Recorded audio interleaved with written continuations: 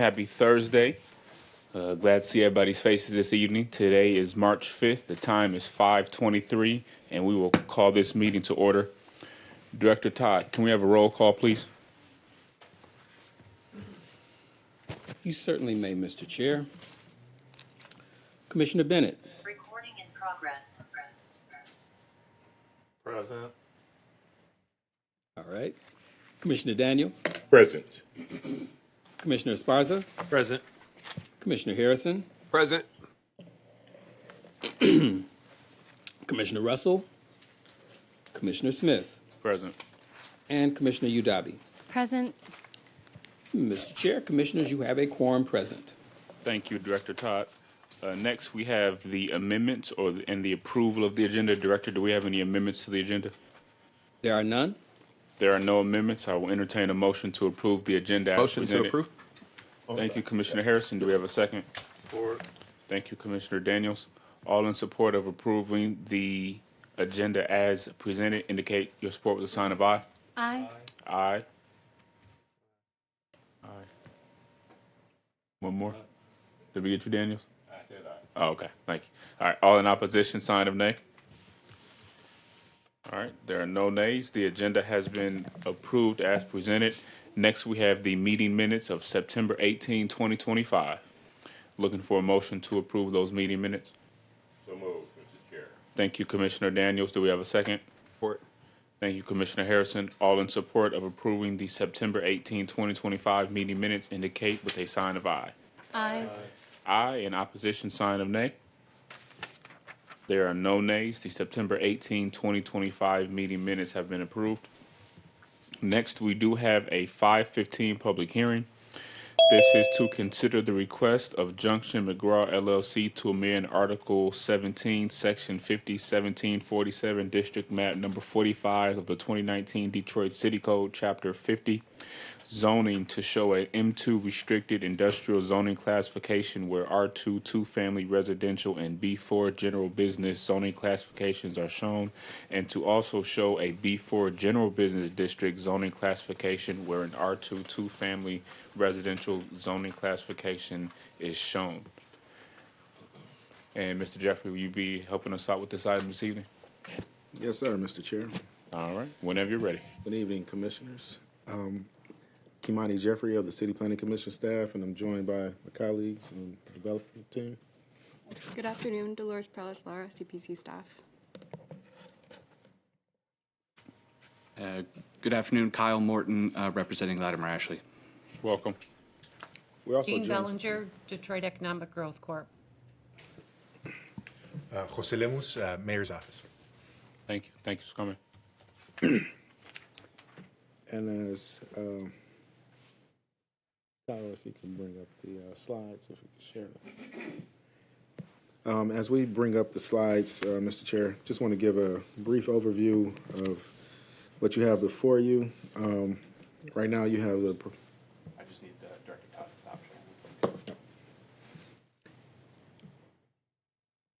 You're going to hear a presentation that you had an introductory overview of at your last meeting.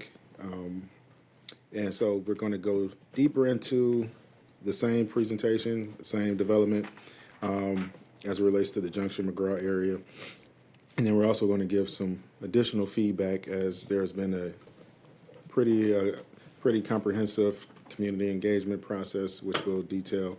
And so there's been even more updates since the last community engagement session that staff attended and also co-presented that with the development team. And so you'll hear about all of that tonight. Just want to give a little bit of background. Junction McGraw LLC is the representative entity for this development. And they are known as the group that is the developer is the Latimer Ashley Development Group. This is a development team that includes Hiram Jackson of Real Times Media, Carla Walker, she's the CEO of Walker Miller Energy Services, Nasonia Mays of Develop Detroit, and then also Dennis Archer Jr. of 1642 Ventures. And then also we have with us Mr. Kyle Morton, who's the VP of Development at Ashley Capital, who will be helping us to present. And so the proposed development, just a quick overview, is seeking to attract mobility or light industry operators for the roughly 30-acre site that lies between McGraw Avenue, Warren Avenue, I-94, and 35th Street, just east of the ThyssenKrupp plant. And the proposal calls for approximately 400K square feet of a building for speculative construction on that 30-acre site. Then also just want to note that the current zoning is R2, and then they'll be proposing a rezoning to M2. Typically, we haven't seen a lot of upzonings. I just want to address the elephant in the room. We don't see a lot of upzonings these days, but with the thorough community engagement that's been happening, and also because of the uniqueness of this site being abutting I-94, being pretty much locked into a space that can accommodate this type of development, and also having largely gained a lot of support as we've gone through this community engagement process. This is a unique case in which we believe that the process has been going very well. And then lastly, before we get into the presentation, I will just note that there are some other elements of this project that will be coming before you. We can go to the next slide. Actually, we can go here. As you see in the slide, these are the parcels that are proposed to be rezoned. You can see those that are owned by the city of Detroit, those that are owned by the Detroit Land Bank, which the developer has an agreement with to purchase those parcels. And then you also see others in this matrix. But this is essentially the site bounded again by McGraw, Warren Avenue, and largely I-94 and 35th Street to the west. So these are the parcels that are proposed to be rezoned. All of the parcels that are west of 31st Street are proposed to be rezoned to M2, which is the light industrial, and then also to the east, the parcels to the east are proposed to be rezoned to B4. I just want to note that it's key to note that the parcels that are proposed to be rezoned to B4 were not originally intended to be rezoned to B4. When we first received the rezoning application from the development team, it indicated that those were proposed to go to M3. However, I think this is a big output from the community engagement, in that working with the development team, working with the community, hearing from them that they wanted to see commercial activity, commercial development in the future. We determined, and working with the developer, that we shifted to rezoning those parcels to B4 to allow for potential future marketing and development of those sites as for commercial activity. Also has the potential for housing or mixed-use development as well. So just want to note that this process has tried to capture a lot of the feedback that's coming from the community.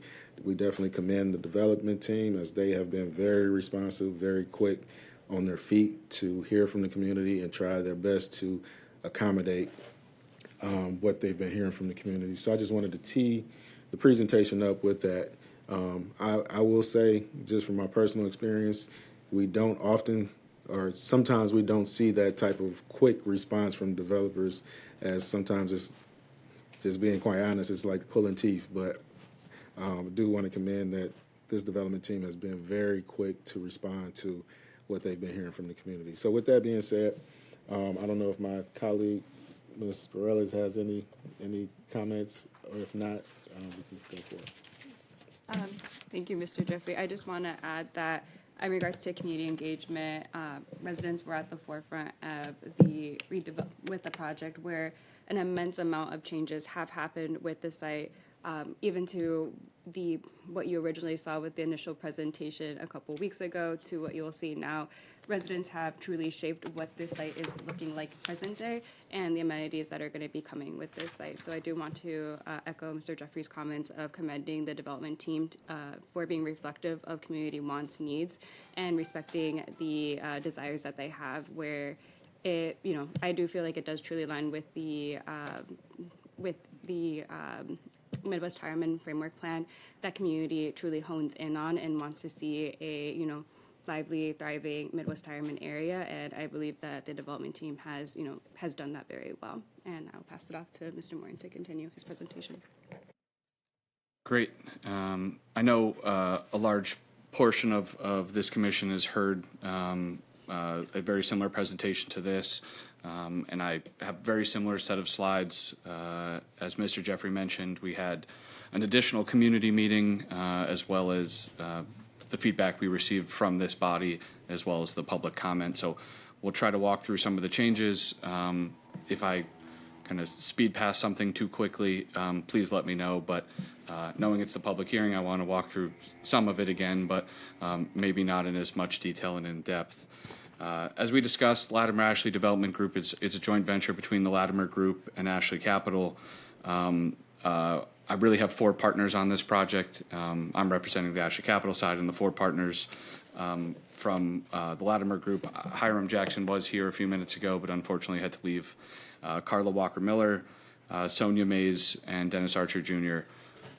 All 5 of us are Detroit residents. All 4 of them have been in the community for a long period of time, both kind of on the real estate side, but have real estate experience, but they're just actively involved in the community and in the business world. So we found a kind of a mutual partnership and affinity to try to get this project done a few years ago, and have been kind of actively working on this for the better part of 5 years. So again, for background context, Ashley Capital, our local office is in Canton. We were founded in 1984, and we entered the Detroit market in 1992. We own about 24 million square feet of warehouses similar to this project. So I think about it as roughly 40 buildings this size. Pretty much all the buildings that we've built have been on a speculative basis, meaning we don't have a tenant when we start construction. And really what we specialize in is development of complicated brownfield sites. So something like this site, which has utility challenges, has over 100 former basements that were filled at various time points, whether under the Detroit demolition program or just naturally collapsed on themselves. So we just did a project just like this in Highland Park, so we're very familiar with kind of the geotechnical concerns for something like this. And I'd say, lastly, we're very long-term focused.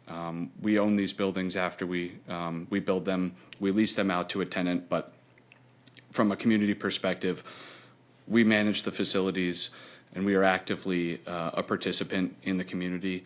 If there's a concern, whether it's landscaping, truck traffic, people have my phone number, and we will be actively involved in this going forward.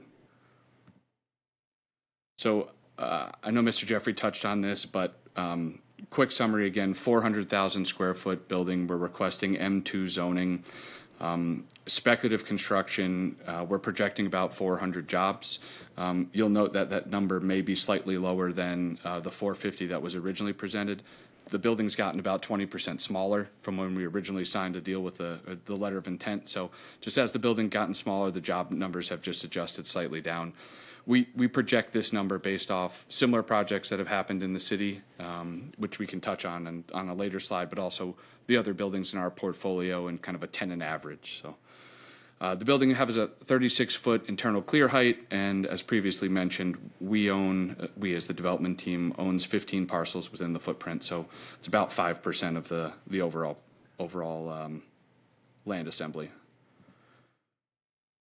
Again, as a kind of overall background history of this site. So the city targeted this site in 2019 for redevelopment.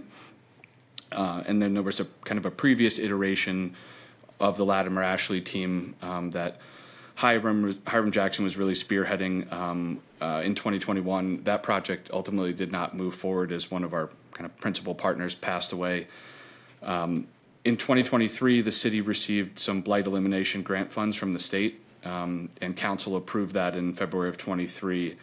Ultimately, that work was completed in early 2025. So the footprint of this project, the streets are currently all closed, and the water and sewer utilities have largely been removed. And then the Latimer Ashley team signed up this project in October with the DGC, and I guess that's been about 5 months now where we've been actively involved in community engagement and kind of preliminary design in this rezoning process. So from a site plan perspective, I kind of called this our neighborhood context plan just to make sure we orient everybody. The project sits just along I-94 on the north side. We're west of the 30th Street exit, south of McGraw Street, and east of Livernois.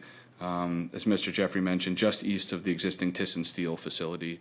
And then right north of Thyssen Steel is where the former Coca-Cola distribution facility was. So have two industrial neighbors just immediately to the west, and then that's a CSX rail spur. So just a zoomed in version of the site plan. We have a kind of a modern Class A cross-dock warehouse where we have car parking on the north sides of the building and south sides of the building, as well as trailers and truck docks on the east and west sides of the building, with a large stormwater pond on the east side, which provides additional buffering to the proposed development on the east side. And then that 3-acre development area is located east of 31st Street, in between 31st and 30th Street. It would be helpful just to have a few aerials. These were taken. We'll kind of compare the aerial to a proposed rendering. This is the northwest corner of the site looking southeast towards downtown, and that's Junction is the main road where that little Jeep is. So a rendering of the facility with the car parking in the front, with the berm, landscaping berm. I would not say the landscaping plan is 100% accurate. This is just representative, but we'll be following the new ordinances that have been passed in terms of buffering from industrial. This is the southwest corner of the site, kind of sitting on top of I-94, and a conceptual rendering of the project. From the highway's perspective, and you'll see that the Junction Avenue Bridge stays open, and we have a kind of redone and revised service drive that'll provide two-way access, which we'll talk about in a sec. And just a Google Street View existing of what the project stands right now, and you can see the detour sign as the roads have been closed. And then this is a concept image from McGraw at the western truck entrance. The last aerial is a photo from the northeast corner of the site looking southwest, and that's that new 31st Street on the left side of the page, as well as the detention pond. So we have one slide that I'll turn over to Gene from the DGC just to talk about kind of why the city targeted light industrial for this site. And kind of some of the success stories on recent projects are on the photos on the right. Thank you, Kyle. So back in 2019, we evaluated some of the sites, publicly owned sites in the city that were at least 20 acres or larger to target for future light industrial that would create employment centers for residents in the city of Detroit. Since that evaluation took place, we have a project at the former Cadillac Stamping, which Lear now employs over 1,000 some residents of Detroit. The AMC, which was over on Plymouth Road, which North Point demoed close to 1 million square feet and constructed a new Class A industrial facility that is occupied by GM, and also the Kettering High School at Van Dyke, in 94, where Dakota employs several Detroit residents. So we would like to see a success at this location based on these previous sites that we've had developed, creating employment centers for residents in Detroit. Thank you. So just to kind of expand on that need for additional space. So in the last 6 or 7 years, as we've counted it, there have been 16 buildings that have been built that qualify and in kind of the competitive set to this project. And they're nearly 100% leased. There's only a relatively small space that's available at the Gateway Complex out near Southfield in 96. And there are no planned or under construction speculative buildings that we're aware of. So in terms of a tenant who shows up, automotive or not, who shows up to the DGC, shows up looking to locate in the city of Detroit, their closest option is probably 20 miles away right now. So we're looking to be availability in this market and provide jobs for Detroiters and redevelop the site. So specifically, why does this location work for a project like this? As Gene touched upon, it's the size of the site. It's the location of the site along I-94 and right near Livernois. So Livernois and Warren are both city-designated trucking routes. The shape of the site can accommodate a building that's large enough. So there's plenty of sites that are 10 acres in the city that have the zoning, but what tenants are looking for are these larger cross-dock warehouses, and this site can accommodate that. And then just strategically, location-wise, Ford's going through a big retooling at the Dearborn plant. Factory Zero is right down 94, and then as well as the Ambassador Bridge is just south of here. So it's a good location from highway access with a minimal impact to existing residential. So just 4 recent projects that we've completed, as well as we've built 12 buildings on this Act 381 TIF financing, which we will be pursuing for this project. But I think we got letters of support from these municipalities which have been submitted. Just representative photos or representative tenants of who we have in our portfolio in Southeast Michigan. So these are large companies, tier 1 automotive suppliers, the big 3, Fortune 50 kind of e-commerce companies. So we're not anticipating this being a kind of a mom and pop local business. It's going to be a larger national or international company. And then a lot of times we get the question of, you see a big picture of this building, what's it look like on the inside? So we try to give a little bit of a rendering to show that it's very much a large kind of open space. We build a generic box and the tenant builds out what they need for their specific use. And just project calendar. So we had our introduction to this commission at the end of January, and we've since had our 5th community meeting. So our 6 community meetings in 2 weeks, and then we'll come back, as Mr. Jeffrey mentioned, for our master plan amendment. Overall, we've had strong community input. I think the initial meeting or 2 was met with a lot of resistance, and the last 3 have been largely positive. We've been able to work on a lot of changes, incorporating a lot of the feedback, largely around traffic and Junction Avenue Bridge, as well as community space, making the building smaller, increasing landscaping. So everywhere we could, we tried to address the comments we heard, and I think that was summarized in the report that was provided from staff. So I won't go through all the feedback we received. I know these are in your packets, but it's kind of before and an after. Actually, sorry, this is a more important one. This is some feedback we received from this commission.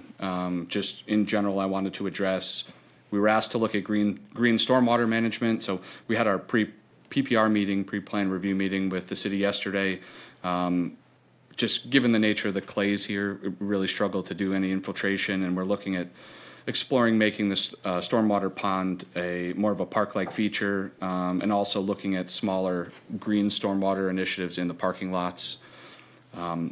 We've contacted our landscaper about reusing the stormwater for landscaping.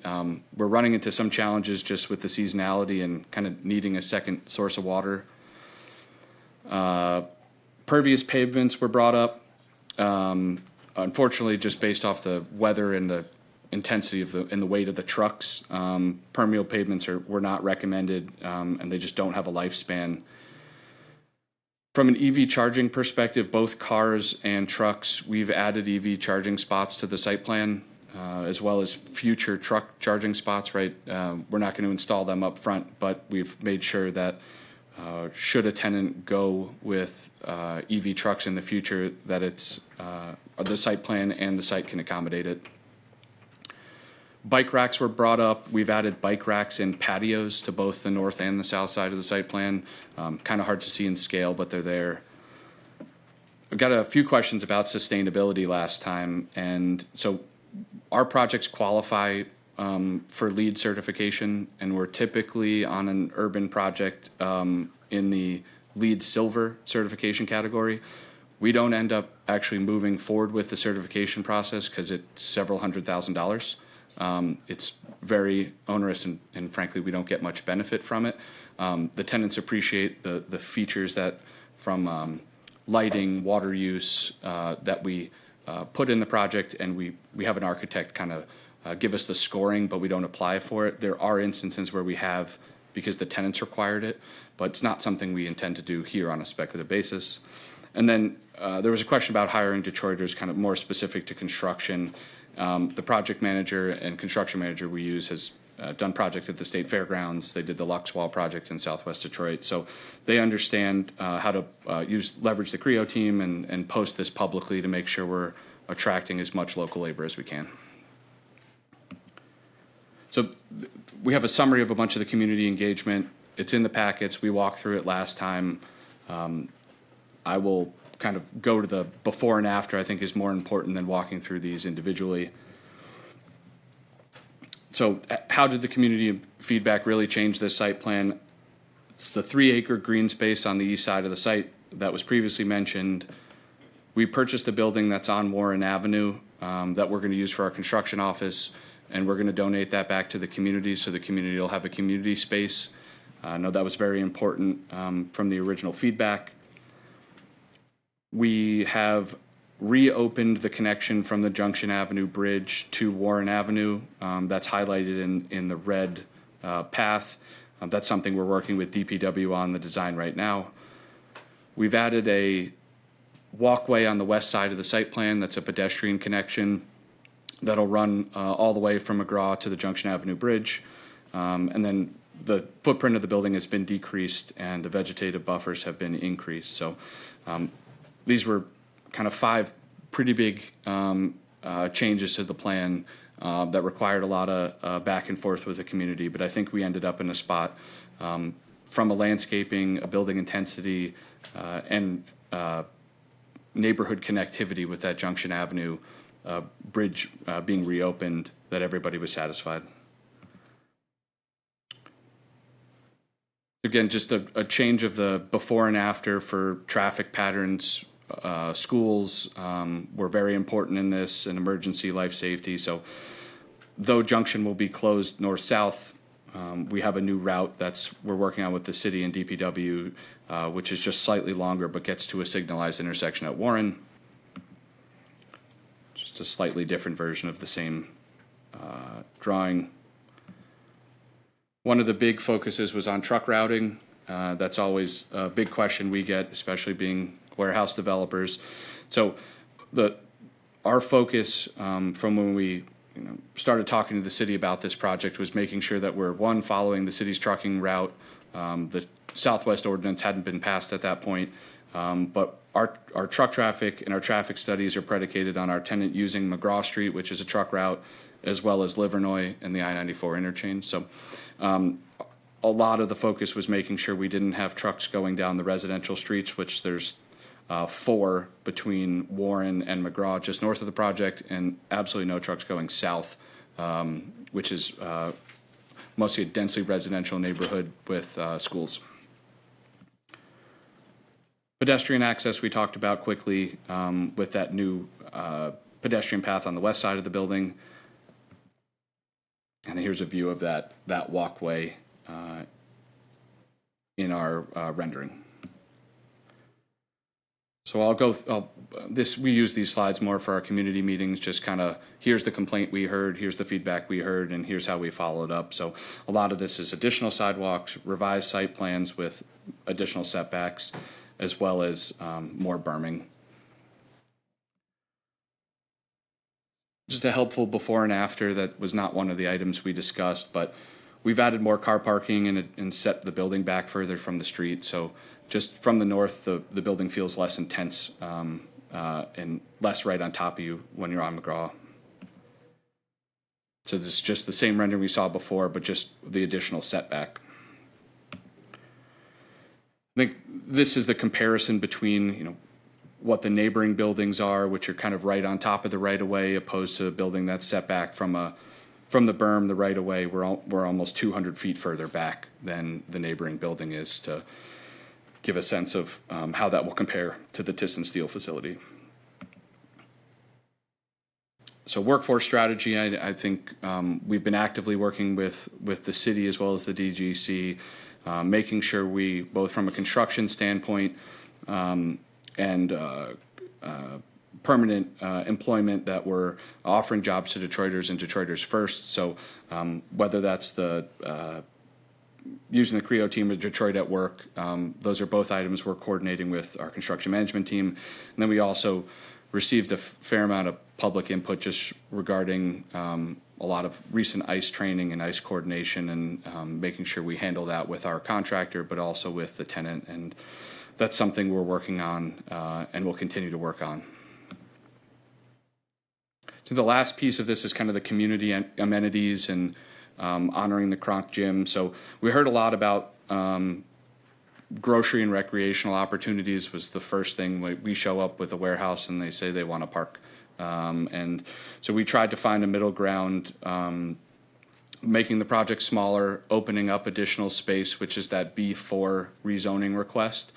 And the reason that is not something that the development team is going to be building themselves. That's something we're going to assist in the city. City is going to market, but we wanted to make sure that it was the easiest possible thing for a commercial development to show up and have a quick project, right? If the land was still zoned residential and you were a grocery store, you're very unlikely to want to go through a prolonged process. If it's already got zoning and all you need to do is go through the site plan approval process pending the ultimate use, we want to kind of to tee that up and make it the most successful. Secondly, we purchased the old Sam's prescription drugs building on West Warren. This is West Warren and 31st Street, and we're going to use this as our construction office.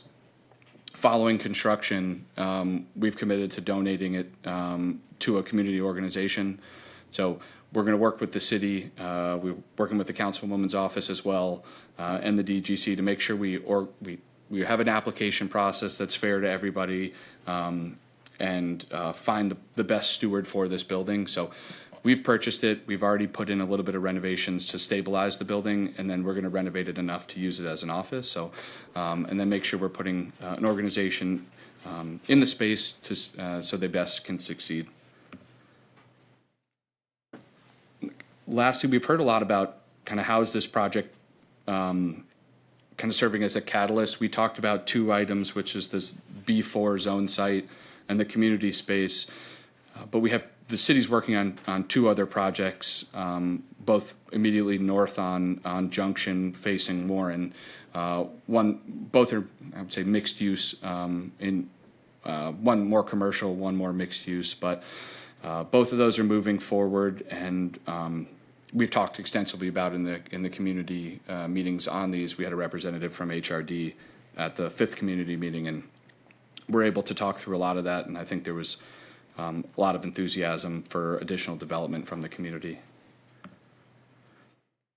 So that was a fair amount of information. Happy to open it up to, I guess, pass it on. But we have our next steps here, and our last community meeting is scheduled for the 16th. Through you, Mr. Chair. Yes. The last thing that I would mention is one thing I neglected to state is that there is a master plan component to this. And so due to the 42-day notice requirement, that was not able to come before you tonight. However, we do anticipate that that will be before this honorable body in April, potentially April 16th is what we're aiming for, after that 42-day notice requirement is extinguished.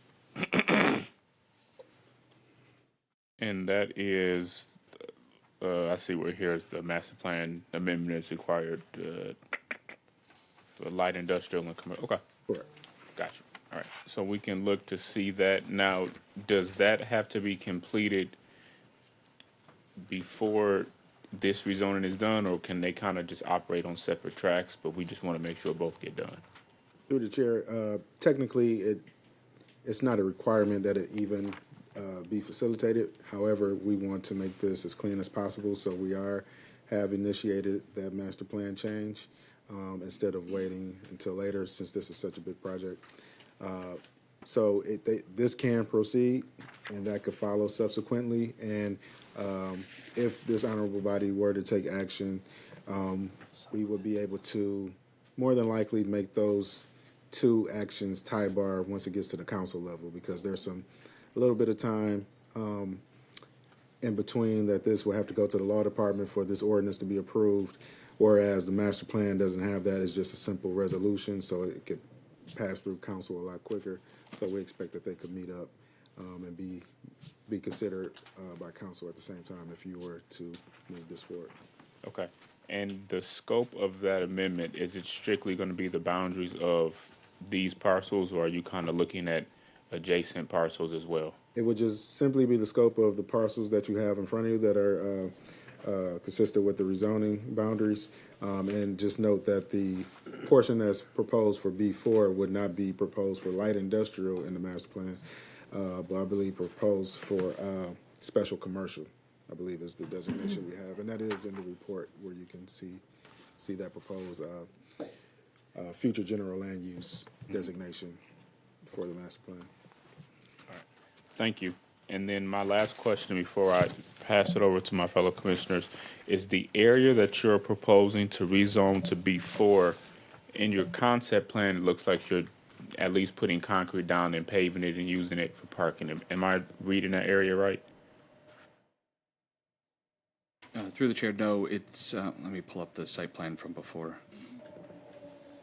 So can you see the 3 acres east of 31st Street?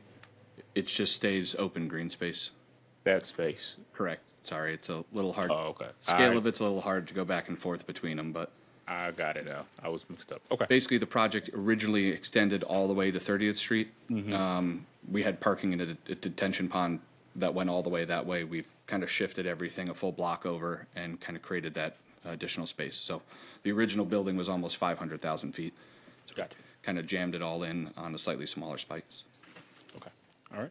Thank you. That answers my question. Thank you for the presentation and sharing all the input that you received from residents and responding to a lot of the comments we had during our last meeting. At this time, commissioners, do we have any other questions of the applicant before we go to public hearing? Commissioner Esparza, then Vice Chair.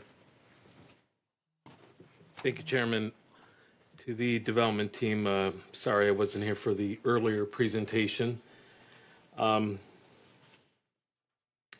Based on what you've presented here, is there a nearby comparable that exists? So through the chair, are you specifically asking, is there a nearby comparable of our construction? No, of this type of development with this type of attraction for uses and operators? Sure, yeah. So we just built a project in Highland Park at the Lodge in Davidson.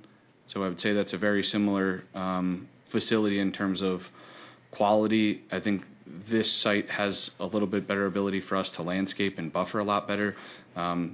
That project was on Hamilton, it's on the Hamilton, just west of Hamilton, north of the Davidson and east of the Lodge. So, Yeah. If I recall correctly, Director, I think we played a part in that development. correct. The detention pond for that facility sits within the city of Detroit. So that project's about 30 acres, and I think it's about 3 or 4 acres of the overall project sits in the city of Detroit. The mobility and/or light industrial operators are like who? Are there names that we would know? the companies or the tenants? So I think that the slide that let's see if I can find that again. Just here's the representative tenants that we have. So I think a lot of these names are who we would reach out to, who we're targeting. Given the size of the building, the location of the building, we're hoping it's a tier one or one of the big three who would need space, just given the retoolings. They have good union jobs. That's more of a light assembly operation than a pure warehouse operation. So someone who wants to be hiring more, being close to the plants or close to the bridge. Thank you. Who's Latimer? Latimer Group. So the four individuals that represent the Latimer Group, and I wish Hiram Jackson was able to stay. Oh, the slide that you presented. Okay, that. Correct. Those So are the those four individuals are the Latimer Group. So that's Latimer, Ashley Capital. We create Latimer Ashley Development Group. And the four of them have a extensive relationship. It's lasted a long time. So first time partnership for kind of this team, but we've been working on it for several years and are excited to where we've gotten. Okay. Schedule-wise, once you make it through all the entitlement, what kind of activity might we expect to see timing-wise? Through the chair. So our hope would be that we're in a position getting everything ready at the end of the year. I think realistically it's the spring before we get a shovel in the ground. There's our street vacation application, which was filed by the formal street vacation application, which was filed by the city, related to some previous work, has been kind of held up by some private utility issues. It's DT Gas and Electric, AT&T. So those have some lead times. We need to get a gas main moved. But I think spring of next year, shovel in the ground, core and shell of the building completed in 2028 is the schedule we're operating on right now. Okay. Based on the renderings, and I know they're conceptual, is there a need or expectation for a perimeter fence? Through the chair, the expectation is there will be a perimeter fence. I think that's a tenant-driven item, and that actually came up in a recent meeting that's something we, the DPW brought up, that we should make sure we have a fencing plan earlier on, make sure we're not queuing in the street, and that the fence is set back far enough, guard shack, that we're not causing any traffic issues. So that's something we're studying and we'll be working on with the city team. Okay. Based on the discussion items on traffic and circulation and truck routing, is there a traffic study that's been done by your team? Through the chair, correct. There was a traffic study that was submitted to DPW. And I think we got some comments back from the team from DPW. Our engineer is Fishbeck, was the traffic engineer, and working through those comments with them. But largely what we're proposing is sticking to the existing truck corridors, truck routes from the city. And I think there's an active enforcement role that we'll make sure we're playing both from signage and enforcement. I think we all know truckers like to do what truckers want to do, but we're here to make sure we're actively policing that and working with the tenant to honor the commitments we've made. The project development cost, has that been identified? Through the chair, correct. We're calling it a $40 million project. I think when we come forward with, that's the number that's been shown to date. Unfortunately, just the nature of when we first started working on this and where costs have gone, we're closer to $50 million plus. So those numbers are going in the wrong direction from our standpoint, but still a very much a viable project. Is this a 24/7 operation? So we don't restrict on the speculative basis. We just follow the city's noise ordinance until we have a tenant. The tenant will decide how many shifts or what their hours are. I would say the number of tenants we have in the portfolio that run a true 24/7 operation is very minimal. It's mostly your 2 shifts during the day, and if they do run a 3rd shift, it's more of a cleaning prep operation. It's not a trucks in and out in the middle of the night. Okay. Thank you, Chairman. Thank you, Commissioner Esparza. Vice Chair. Thank you, Chair, and thank you for the presentation. I appreciate y'all coming back and speaking with us and showing us these changes that you've made. I think I have a question for staff. In the report, you reference a mixed-use senior housing development that is to be along Warren. Where along Warren? Like, how close would it be to this? Through the chair, to Commissioner Getting there. Udadi, yes, we do have a slide that indicates where the proposed development is. There was an RFP that went out for that, and so it's currently being worked through with the Housing and Revitalization Department. Oh, So, but on the map, you can see where that's located. And through the chair, we had I think the HRD team is actively working on it. It's a little preliminary. What we were told is it's 55 and over senior housing. I believe it has a LIHTC component to it. And we had a meeting to make sure we realigned a driveway. We moved it to Junction. We're coordinating to make sure, I think their building will be more Warren fronting with parking behind it. So they'll go building, parking, street, and then our berm and parking. So we've tried to coordinate and make sure, another instance of no truck traffic on Junction between McGraw and Warren to make sure we're not running trucks. Setbacks of your building. Oh, the setbacks, yeah. So I think that was another big component of what led us to the berming as well as some additional setbacks. I think that additional 50 feet in scale just will make the building feel a lot less intense when looking out a window. So another reason why we pushed the building further back and made the footprint smaller. So I can understand, and we weren't even aware of this project when we started. Okay. So we had a big 500,000 foot building. As we kind of started understanding everything that was going around, we realized we had to step back or that project would struggle, so. okay. Thank you so much for going over that again. I really appreciate it. And I'm also curious what you think your projected rent on this space would be. Sure, so we solve for a kind of just a base rent, not a ton of tenant improvement until we know. So I would say about $9 a foot is kind of market industrial rent in Metro Detroit. So for a new Class A building. Okay. Wonderful. Thank you so much. And I think I saw in one of these pieces of paper that, wait, hold on, let me read before I say things. I heard, it says here that for senior mobility and transit access, there's a rerouting of bus lines used by senior residents. Regarding the Junction Avenue overpass closure, can you speak more on what you all are doing around transit, especially if you're expecting workers to be at this site in the future? Have you spoken with MDOT or DDOT? What's the transit situation like? Sure, through the chair. So prior to us actually signing the letter of intent, it goes back to the work that was completed by the city through that state grant.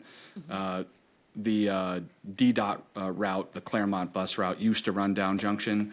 Since the road and the bridge are closed to traffic, the route was redone to Livernois. Okay. We've already been in communication, kind of spearheaded by Mr. Lemus at the mayor's office. We've been working with DDOT to make sure the bus route gets realigned and will come along this new 31st Street connector and then go over the Junction Avenue Bridge south. So we'll go run back past the original route south of the bridge. It'll just be slightly different on the north side.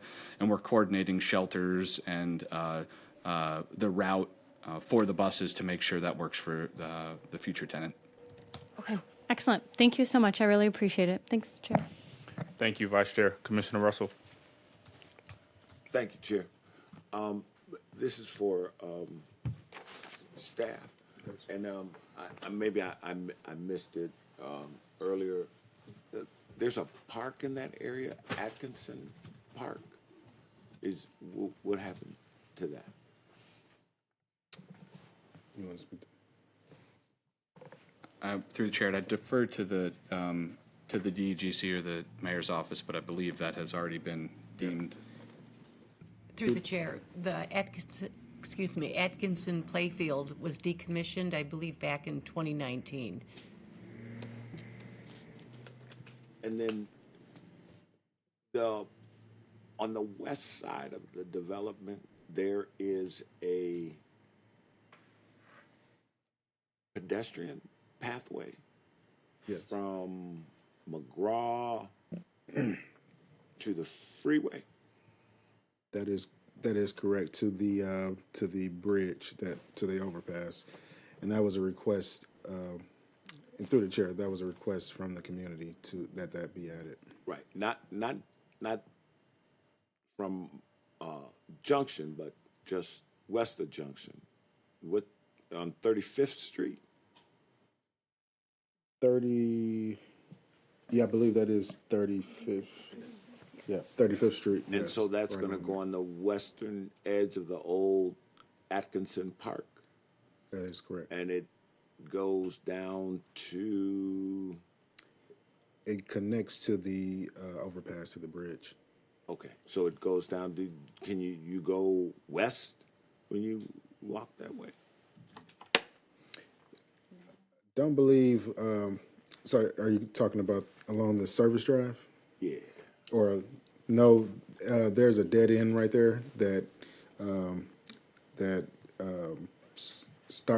begins the Thyssen factory property, but there's a dead end right there at that site.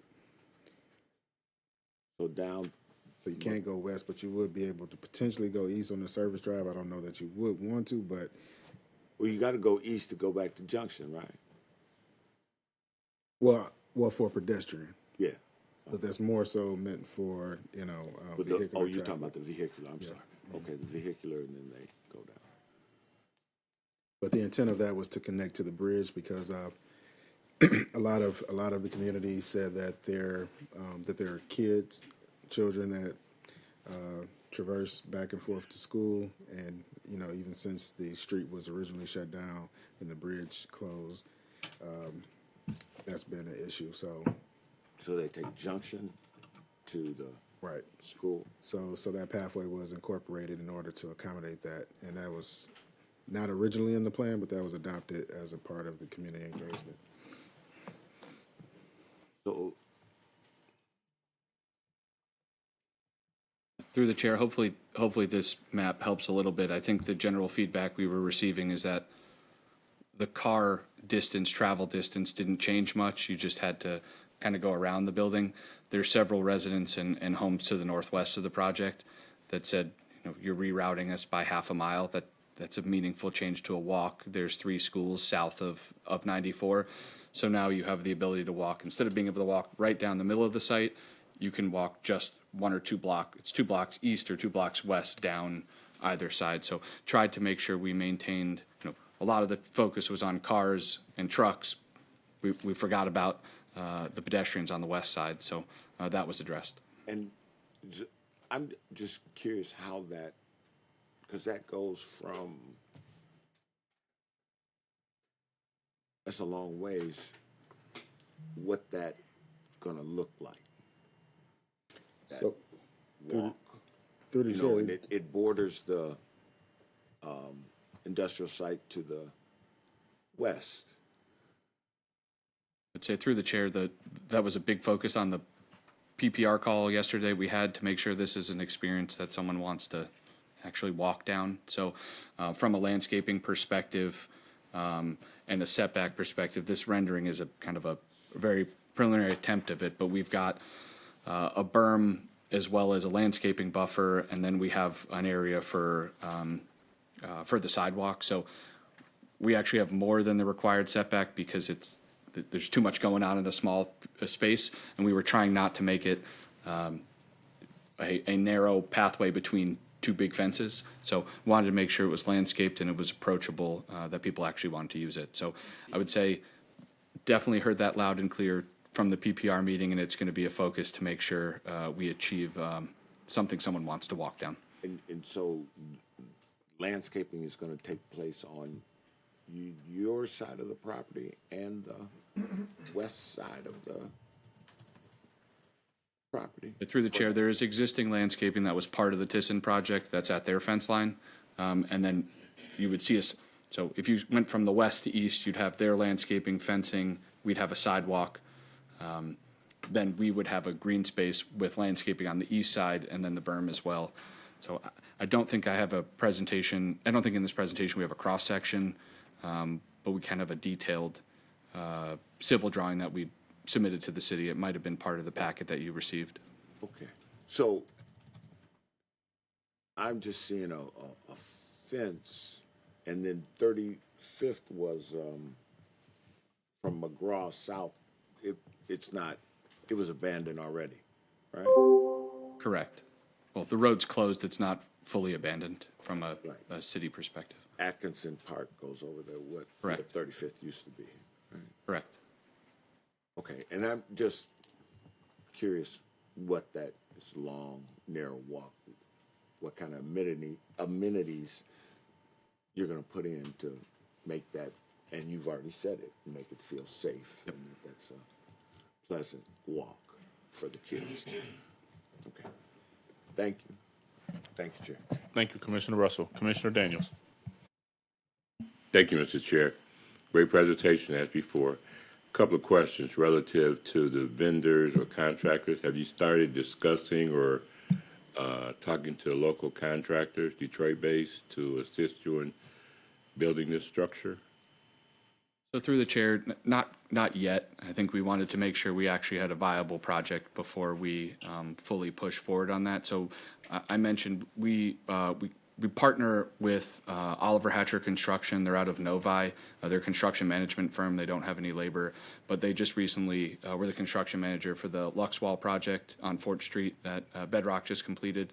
Similar warehouse project to this, that light assembly project, as well as the Target and General Motors Pistons project at the State Fairgrounds. So they have a good knowledge of the contractor base, and they will both take that base as well as expand on it, and we'll make sure we're publicly posting. And anybody hears about this project, we're happy to make sure they're a part of it.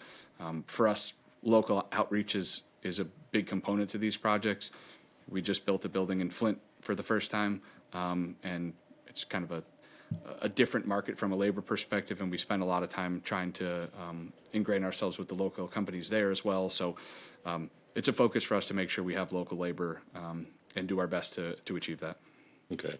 So your primary focus is industrial. You don't do any residential or commercial? Through the chair, correct. Just primary industrial, I would say. So across the country, we own over 30 million square feet of just industrial. Across 30 million square feet? Now, are you familiar with the east side of Detroit, Harper Woods, Eastland? Correct. Is that one of your facilities? No, sir. What about Gratiot and Connor? The old trailer Through the park? chair, no. So those three buildings in Harper Woods at Eastland, the Lear, which was at Cadillac Stamping on Connor, and then the AMC project off Plymouth, where General Motors went, were all North Point development. Oh, North Point. Correct. Okay. I would say our biggest competitor in the space. So very similar companies. Right. So are you going to build a suit, like if a company needs 100,000 square feet, they have their own separate entrance, and it's $9 a foot? Through the chair, correct. So we have planned the building to be flexible for up to 4 tenants. So that's why you'll have car parking and on both sides, and we've got car access on north and south. So the truck's got to go one way, but the cars and tenants, we can gate and fence as we need from a car perspective. We build a generic box, and as the tenant shows up, if they need several $1 million of build out with additional bathrooms, additional office, electrical drops, dock equipment, we'll handle that for them if they'd like. Sometimes the tenant likes to do it for themselves, but that $9 I would say is a starting number, right? And if they ask for 50,000 feet of office and a ton of clean rooms, and that rate goes up based off that. That's kind of just if you wanted the building as is, kind of as we finish it, based off the core and shell, that's a good starting place. Okay. So $9 a foot. Okay. That's pretty much it. All right. Thank you. Thank you, Commissioner Daniels. Commissioner Bennett. Thank you, Chairman. Thank you for your presentation. It's very thorough. Just a few things. Appreciate that you taking into account a lot of the feedback from the community and the commission as well. Obviously, reducing your project size while you're facing rising costs is not the probably most fun thing to do, but that you're actually taking into account and still proceeding is great. I think this looks like a great project. One question with your construction jobs, so you don't know your tenant in the future, but in construction, are your jobs union typically your work sites? Or are they open shop? Through the chair, yes, there typically are, and we just did this for the project I mentioned in Flint, and I don't have the percentage, but it is typically a very high percentage. Projects this large lend themselves to be union from electric, steel, kind of the major trades. So, Okay, great. That's it. Thank you. All right. Yes, Commissioner Daniels. Yes, one more question. Are you getting any type of state or county or city benefits in terms of tax breaks, TIFs, anything like that? through the chair, we plan to pursue a Brownfield Act 381 TIF through the DGC. A lot of that's just related. It's not an environmental concern. It's just that we have to excavate all the basements and the roads and utilities. So there's a very large cost associated with that. So whether it was our project or a housing project or anything, those are prevalent conditions, and we'll pursue that. At the moment, we're not pursuing any state or county funding. Okay. So Ashley Capital is going to actually fund the entire project. So the Latimer Ashley venture Yes. will fund it, correct? So between the four partners on the Latimer side and the Ashley Capital team, it will be that will make up the equity required for the project. Okay. All right. Thanks again. Thank you, Commissioner. Thank you, Commissioner Daniels. I believe that's all of our, Commissioner Harrison? Go right ahead. Thank you, Mr. Chair. Thank you to the petitioner for the presentation and coming back to share updates. One thing I haven't heard, it related to circulation around the site. Can you talk about, how you expect traffic to be routed around the site? Sure, through the chair. So the anticipation, I think I mentioned we have the flexibility of how many tenants actually are in this facility. You could imagine we could cut this into quarters and you have 4 tenants in each corner. You could have 1 tenant, and I think that's our anticipation is that it will end up being 1, but we like to make sure we're flexible so we're not building something that's obsolete. You'll have cars that come in the car entrance, which is lined up on McGraw, north side of the site, lined up right at Junction Avenue. There's also the ability for the cars to come down that connector and service drive, and there's entrance to the car lot down there. What we try to do is separate automobile traffic, employee traffic from the truck entrances. They don't mix well. So we've got separate car entrances. The truck entrances are on the north side of the site at 32nd, kind of on the east end of the site, and closer to Parkdale Terrace. Both of them are on McGraw. One thing we've been working on with the DPW is if they'd like to see us just continue a truck loop on the bottom of the plan, not to change the truck routing in the neighborhood, but just to see from a fire life safety perspective. Right now, a fire truck would have to cut through the car parking lot. We have these truck turnaround areas. So if the trucks come down from McGraw, they would then, either they do a 3-point turn, for lack of a better term, and head back north, or they use the turnaround area and go back. But the intention is all the trucks come in on the north side and head back out of that same exit.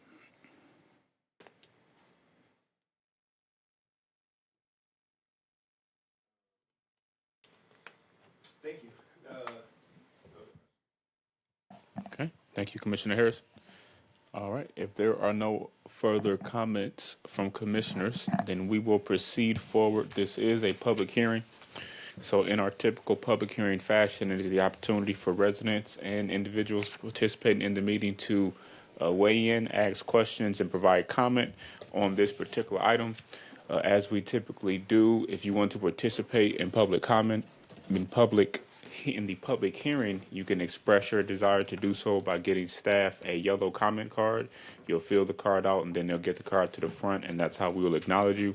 If you are participating in the meeting virtually, you can raise your hand within the Zoom platform. We will acknowledge you in that fashion, and then we will migrate you over to speak. We will get started in one moment.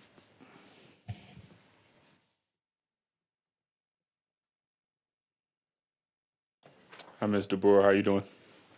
Good, Mr. Chair. We do have two callers online right now. All right. Let's start with our online callers, please.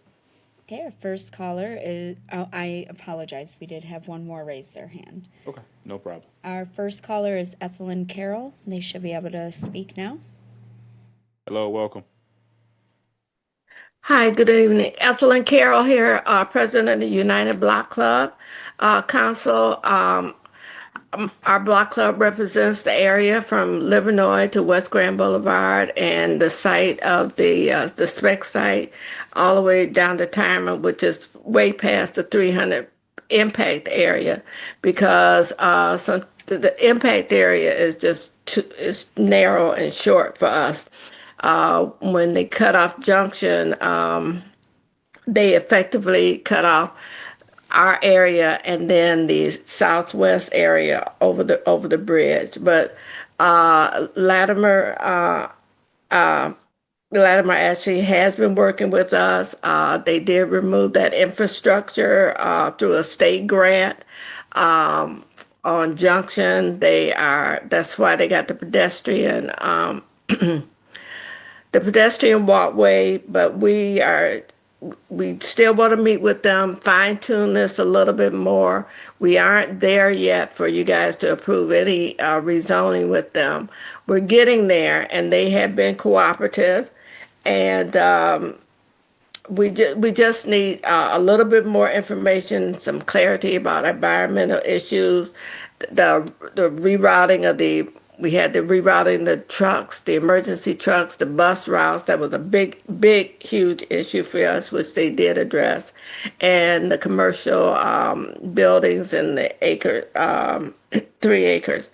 As far as letters of support, I don't think they've gotten any from all the umbrella organizations on either side of Junction, maybe from their tenants, but we just aren't there yet. We're working with them. We're going to see them in April. We got some other little issues, but it's coming along. But we just didn't want a decision made about rezoning today. All right. Thank you. Thanks for sharing.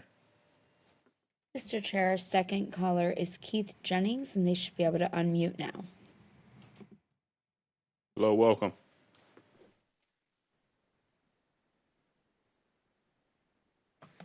And if that is proprietary, or is there any way we can get a copy of that or any other materials pertinent to this for the public? Could you start over? I think you start. We were just timed off. I apologize. Sorry, Keith Jennings. I was curious about the presentation that was presented today. Is that proprietary, or is there any way that we can get a copy of that or any other public materials regarding this project? I think we'll have staff share their contact information with you after the public hearing, and then they'll find a way to coordinate that with you. Through the chair, Thank you. We'll have the presentation put on our website so that the public can go there. If you just Google City Planning Commission, you'll be able to find it there by early next week or maybe even tomorrow. All right. Thank you. Mr. Chair, last virtual commenter is Madeline Franco, and they should be able to speak now. Hello. Welcome. Thank you. Thank you. Can you guys hear me okay? Yes. Okay, wonderful. Yes, I just like to back up what Black Club President Ethelyn has said. I'm Madeline. I'm a D6 resident. I live practically across the street from this development on Campbell and McGraw. Like Ethelyn touched on, one of the big things that I'm concerned about is the health impacts from this site. Again, the 2024 George Washington study gave a nationwide review on warehouses and how they've changed over the last decade, especially within the last 5 years. Loading dock increased 400%, increased 158%. Building size has increased 147%. And in terms of health impacts, our last community meeting, I don't think it was understood on the risks that the residents could be facing. I just want it to be reviewed and maybe something put in our community benefits agreement that we're working on with the developer, as this research shows 20% increase of pollutants, which could equate to 8 times higher rate of pediatric asthma, 30% higher rates of premature death due to fine particulate matter and nitrogen dioxide exposure related to cardiac and pulmonary issues and also strokes. Black and brown communities are disproportionately already higher at risk for some of these diseases. So having this development in this area is a concern, especially if there isn't anything in place to protect the health of the residents. So that is something that I hope that we can continue to work on with the developer and our Black Clubs joining forces. Thank you. Thank you. Mr. Chair, that was our final caller virtually. All right, thank you. We will move to our public hearing comments here in person. I do have one commenter here, Ms. Liggins. Good evening. Hi, my name is Rose Liggins. This is my husband, Louis, and we own the property at 5639 Junction, which we've been there for years and years. We're right across the street from all this nice development company that's going to be going on, and no one is letting us know if anything going to be coming right across the street, because everything is right there in front of us. So I don't know if that bank, they said they're going to get that bank, and I was just wondering what kind of development, it's going to be any development right in there, because it's all right there together. So that's what I'm asking. Okay. All right. So what we'll do is I'll see if maybe we have staff and the developer get with you, and then they can kind of answer those questions directly. Oh, okay. Thank you. All right. If I do not have any more public commenter cards, and if there are no more virtual attendees, then we will go and close the public hearing portion of this item. Staff, or if the developer may, if there's any comments you want to respond to directly. Mr. Chair, I would just say we will definitely be getting with the resident who just spoke, Ms. Liggins, and speaking with her. I believe she should have received a notice. She definitely sounds like she's within the mailing notice requirement, but maybe she just wasn't plugged in. So we'll reach out to her and try to spark communication and connect her with the development team. Through the chair, I don't know if you want to share anything. Through the chair, I would say there were a few things. I believe Ms. Liggins was referencing there's at 5601 West Warren, there's a city project that they're working on, a redevelopment of a commercial building. We were trying to provide a little context on some other things that were going on kind of in the immediate neighborhood, but they're not a part of our project. So, and we spoke briefly at the previous meeting, just kind of what that project, previous community meeting, what that project entailed, but kind of we'll defer to the city staff because it's not really in our scope. But it does sound like there are 2 projects that are moving forward kind of immediately across the street and adjacent to their property. Then I think we've been doing our best on the environmental side. There was a report that we had ASTI take a look at, which I believe is linked online at the Planning Commission's website and was provided to the city staff. We understand the concerns. We've tried our best to set back the building further. We've got landscaping, and we're working. I think Ms. Franco has attended all, if not most, of the community meetings, and specifically focused on truck idling and truck routing. So we've done our best to adjust the truck routes. I think the fact is any project is going to cause an air quality impact, and we're doing our best to mitigate that. You know, if you were to go back to 200 houses here, you'd have over 2,000 car trips a day, right? So there will be an impact. It will be above the existing level, but we're trying to make sure we're doing it in a thoughtful manner relative to where that housing is. The impact of this project is very minimal relative to the highway being right there, right? So we've had conversations with these environmental engineers. It's the impact of a sporting event downtown causes a bigger, change to the highway, to the air quality than our project will, right? So we're trying to frame it and do the best we can with landscaping. Go back to the, we talk about trucking concerns. What happens if we go to drones or, electric trucks, right? So we're always chasing and pushing for the best we can be and to be the best neighbors. So we're working with that team. There was a mention of a community benefits agreement, so we don't qualify for one, and there isn't a formal, the neighborhood presented one, but there's no intention based off the city, and I'll let them speak, but actually entering into a formal one. We entered into given the project size, we entered into an informal process. We committed to 6 meetings, and we've gone through the extents to change the site plan, donate the community building, create the green space and open space. But since we're under the threshold, there is no actual community benefits agreement that we're anticipating on signing. So I just wanted to clarify that. All right, thank you. And before we go forward, I do want to acknowledge we did get a few letters of support from, let's see, a few here, King Coney Island, Southwest Fight Club, Miss Green, a community resident, the Fast and Splash Car Wash. Oh, I'm sorry. You are correct. The community resident, Miss Green, was in opposition. And then we do have several, looks like other communities that you're also located in also submitted letters. So this would be Hazel Park, Highland Park, City of Flint, City of Livonia, and then also the Detroit Regional Partnership. So I just wanted to mention that there were letters of support and the one in opposition submitted in our packet.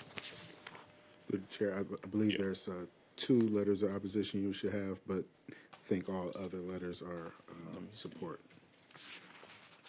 There may be. So do you know who the other 2 were? Just we can find that name for you. Okay. Through the chair, I believe they both came from January. Those were. Miss Carroll, who spoke, was one of them. Okay. And I would say those letters were provided and are largely driven on the closure of the bridge. So when those were submitted, our site plan was drastically different. So. And I do see, here's the other one. It was in a bullet form. Are these available online just for people are curious about them? Or typically we haven't placed letters online, but we can make them available to anyone who would want them. I believe the presentation would be online, but we could definitely share the letters with anybody who requested. Okay. And then before, last thing, if people do want to reach out or have additional questions following any action we take this evening, what's the best way for them to do that? They can reach out to LPD offices at 313-224-6225. And they can ask for myself, Kimani Jeffrey, or Ms. Dolores Perellis. Oh, yeah, City Planning Commission, but you might also find us under the Legislative Policy Division, which the City Planning Commission staff is housed under that umbrella. But specifically, reach out to CPC staff. Okay. Thank you, Mr. Jeffrey. And then I do see in this report, we do have a recommendation. Are you able to share that recommendation with us? Through the chair, we did provide a recommendation. Again, that was with the caveat if this honorable body was comfortable with that, given that this did come before you for introductory presentation once. This is the second meeting that you've seen this. Hearing from the community, we definitely understand, taking into account their concerns. I would say that we do still plan on working with the community, and that this does still have some time in between in which, if this were to pass, it has to go to the law department and to city engineering, and then ultimately it has another public hearing at the city council. So there's still time in between. However, we do note that there were some comments from the public asking for this to be held. So with that being said, we will leave this to this honorable body. Okay. Thank you, Mr. Jeffrey. Commissioner Harrison, and then let me do Daniels first because he caught my attention earlier, and then I'll jump over to you. Commissioner Daniels. Thank you, Mr. Chair. I would like to move approval of this action item. Support. Thank you, Commissioner Esparza. Thank you, Commissioner Daniels. Commissioner Harrison. Oh, thank you, Mr. Chair. I did have a question that I was going to ask to Mr. Jeffries through you, related to. If you could we just rescind the motion? We're in the middle of motion, so you could ask the question. Still discussion on the point. It's fine. Okay, then if we can continue, I just didn't want to. Okay, go ahead. Thank you, Mr. Chair, and through you to Mr. Jeffries. I just wanted to get a sense of if you are knowledgeable about what types of concerns the community may still be working on addressing. Certainly, we heard that from the caller, and we have the letter right here. So I'm wondering if you have some details about what some of the specific issues or concerns, if you have more information or more knowledge about what some of the specific concerns that are still being raised by community members. Through the chair, being involved from the beginning, even last year, I think I may have missed one meeting, but have been in all the other meetings. Seems like the sentiment has gone from negative to very positive. I wouldn't say that to mean I can't speak on behalf of community members because they can speak for themselves, but I would say that the general tone of the meetings have been very positive, headed in the right direction as of late. I think the primary issues were related to trucking, as you heard, air quality, and also the junction roads being reopened, and also the pedestrian bridge. That was one of the major concerns. And since then, the development team has incorporated, while they weren't able to reopen junction or along with the city, they have incorporated alternative routes for the pedestrians as well as for vehicular traffic to try their best to accommodate and come up with a secondary plan. So with that being resolved, I believe I may have heard some rumblings of a potential community benefits agreement. I think we heard that tonight, and I think we heard from the development team what their stance is on that. So I think that may be the last piece that maybe there may be some reluctance to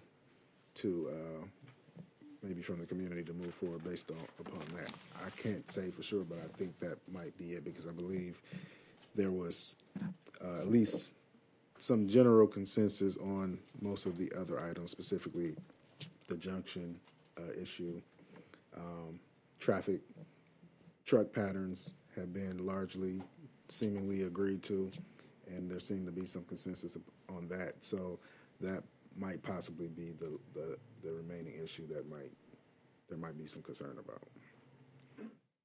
Thank you. I appreciate that, Mr. Jeffries. And if I could, Mr. Chair, just one additional question, regarding process. And I think you were in the process of explaining this, but I want the assurance of knowing that, in terms of, there's a pending motion that's going to be coming forward, that there's going to be ample time within the process to ensure that the community will have the opportunity to continue to engage with the petitioner, and that would be assured should this move forward following what I anticipate this impending action. Through the chair, our next community meeting is scheduled for the 16th.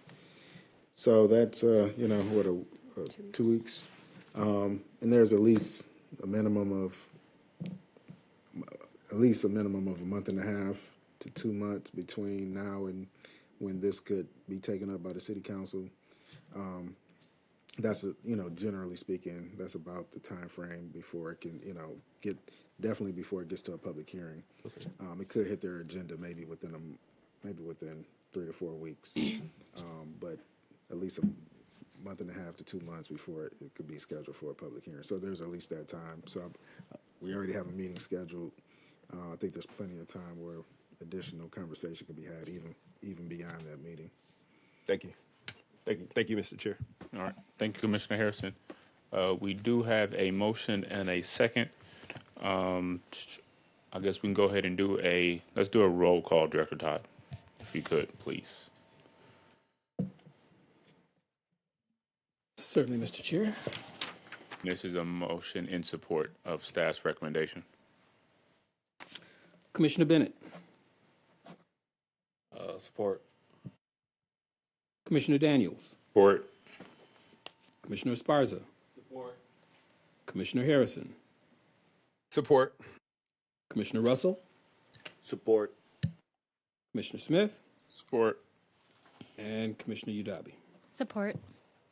Mr. Chair, Commissioners, motion passes 7-0. All right. Thank you. Thank you for bringing this item. It's pretty exciting. Looking forward to seeing it come out the ground. And let us know when you get there. Thank you very much. All right. Thank you. All right. Moving forward to our 6:30 discussion item. This is regarding the series of zoning preemption bills. Mr. Jeffrey, will you be hanging around and helping us out with this item? Mr. Bolger, Dr. Bolger. Timmery. Ms. DeBrewer, I apologize. Yes, Director Todd, go right ahead. Thank you, Mr. Chair. As we're transitioning, yes, Mr. Brule will be providing you with presentation, Dr. Bolger, some additional information. Ms. Murphy is online and may chime in through the discussion. We are also joined by Jen Richterink, who is the Assistant Director of State and Federal Affairs with the Michigan Municipal League. And I'll go ahead and try to frame the issue, which I know most of you are at least familiar with as a result of the information that we've been sharing through email.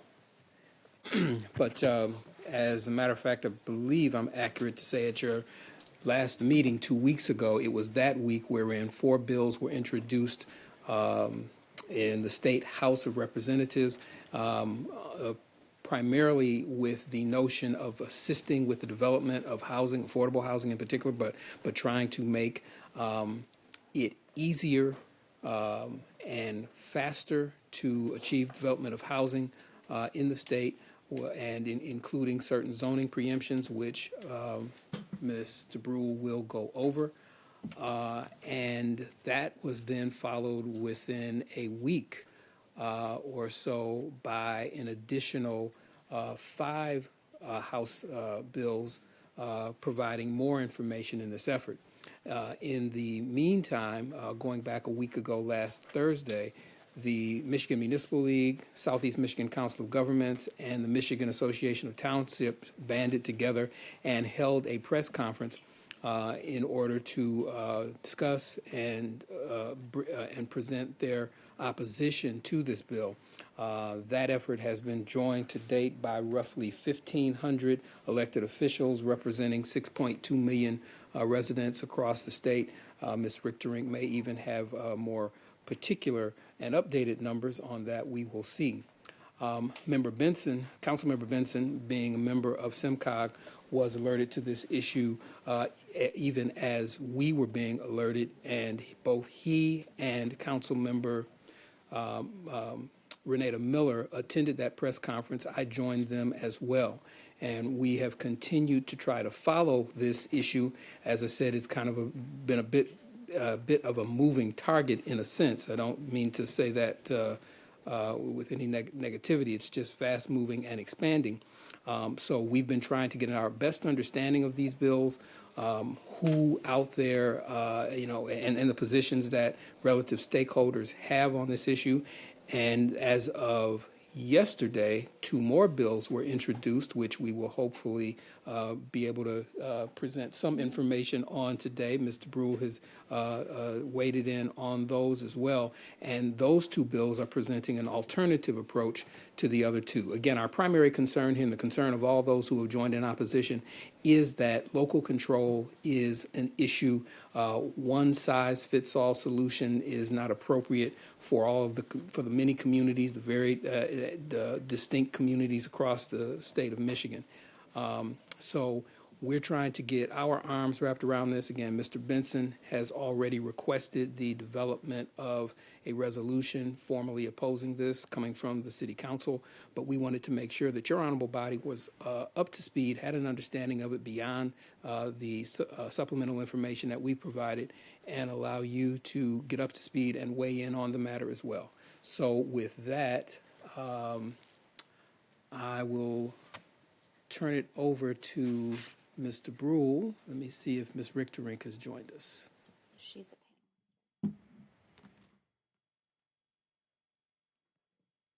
And Mr. Chair, Ms. Richterink, you can turn your video on and join in at your pleasure. Mr. Chair, if I could share my screen. Yes, you may.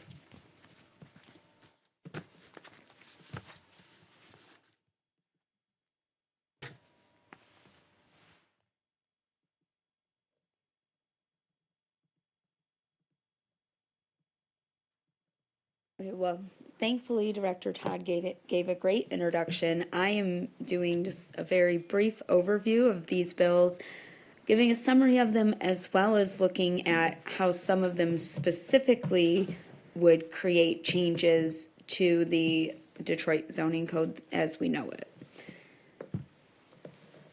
So the first four that I'm going to talk about, these would all make changes to the zoning code. One of them looks at land division minimums, one lot size minimums, setback minimums, as well as dwelling size minimums. The difference between what we have now in our R1 and R2 single family and two family zoning districts compared to what the state bills, the preemptive state bills are proposing. The lot sizes that we currently have regulation for is 5,000 square foot minimum. They are proposing a 1,500 square foot minimum.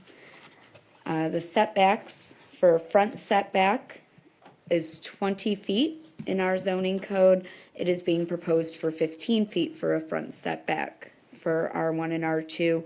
Similarly, the side setbacks would go from 14 feet minimum, or 4 feet minimum, or a 14-foot combined minimum to 5 feet. And the rear setbacks would go from 30 feet from the lot line to 5 feet. And the dwelling sizes, currently there is no minimum for the dwelling size. It would go to 500 square feet minimum. The next one would change protest petitions, and it would change it from the current state regulation on that is that for a protest petition to be approved, it not only needs 2/3 of the legislative body's vote, but it also needs the signatures of at least 20% of the area of land included in the proposed change of the owners and residents of the land. Sorry, that's a error on the slide. And then also, or 20% of the owners and tenants of the area of land included within a 100-foot radius around from any point on the boundary line of the land. Our zoning code currently has the same regulations, so 20% of the owners and tenants within 100 feet radius of the proposed site. The new bill would change that to where you need 60% of the owners and tenants of the area of land included in the proposed change. So from 20% to 60, and then instead of 100 feet, there would be 60% of the owners and tenants within a 300-foot radius instead of 100.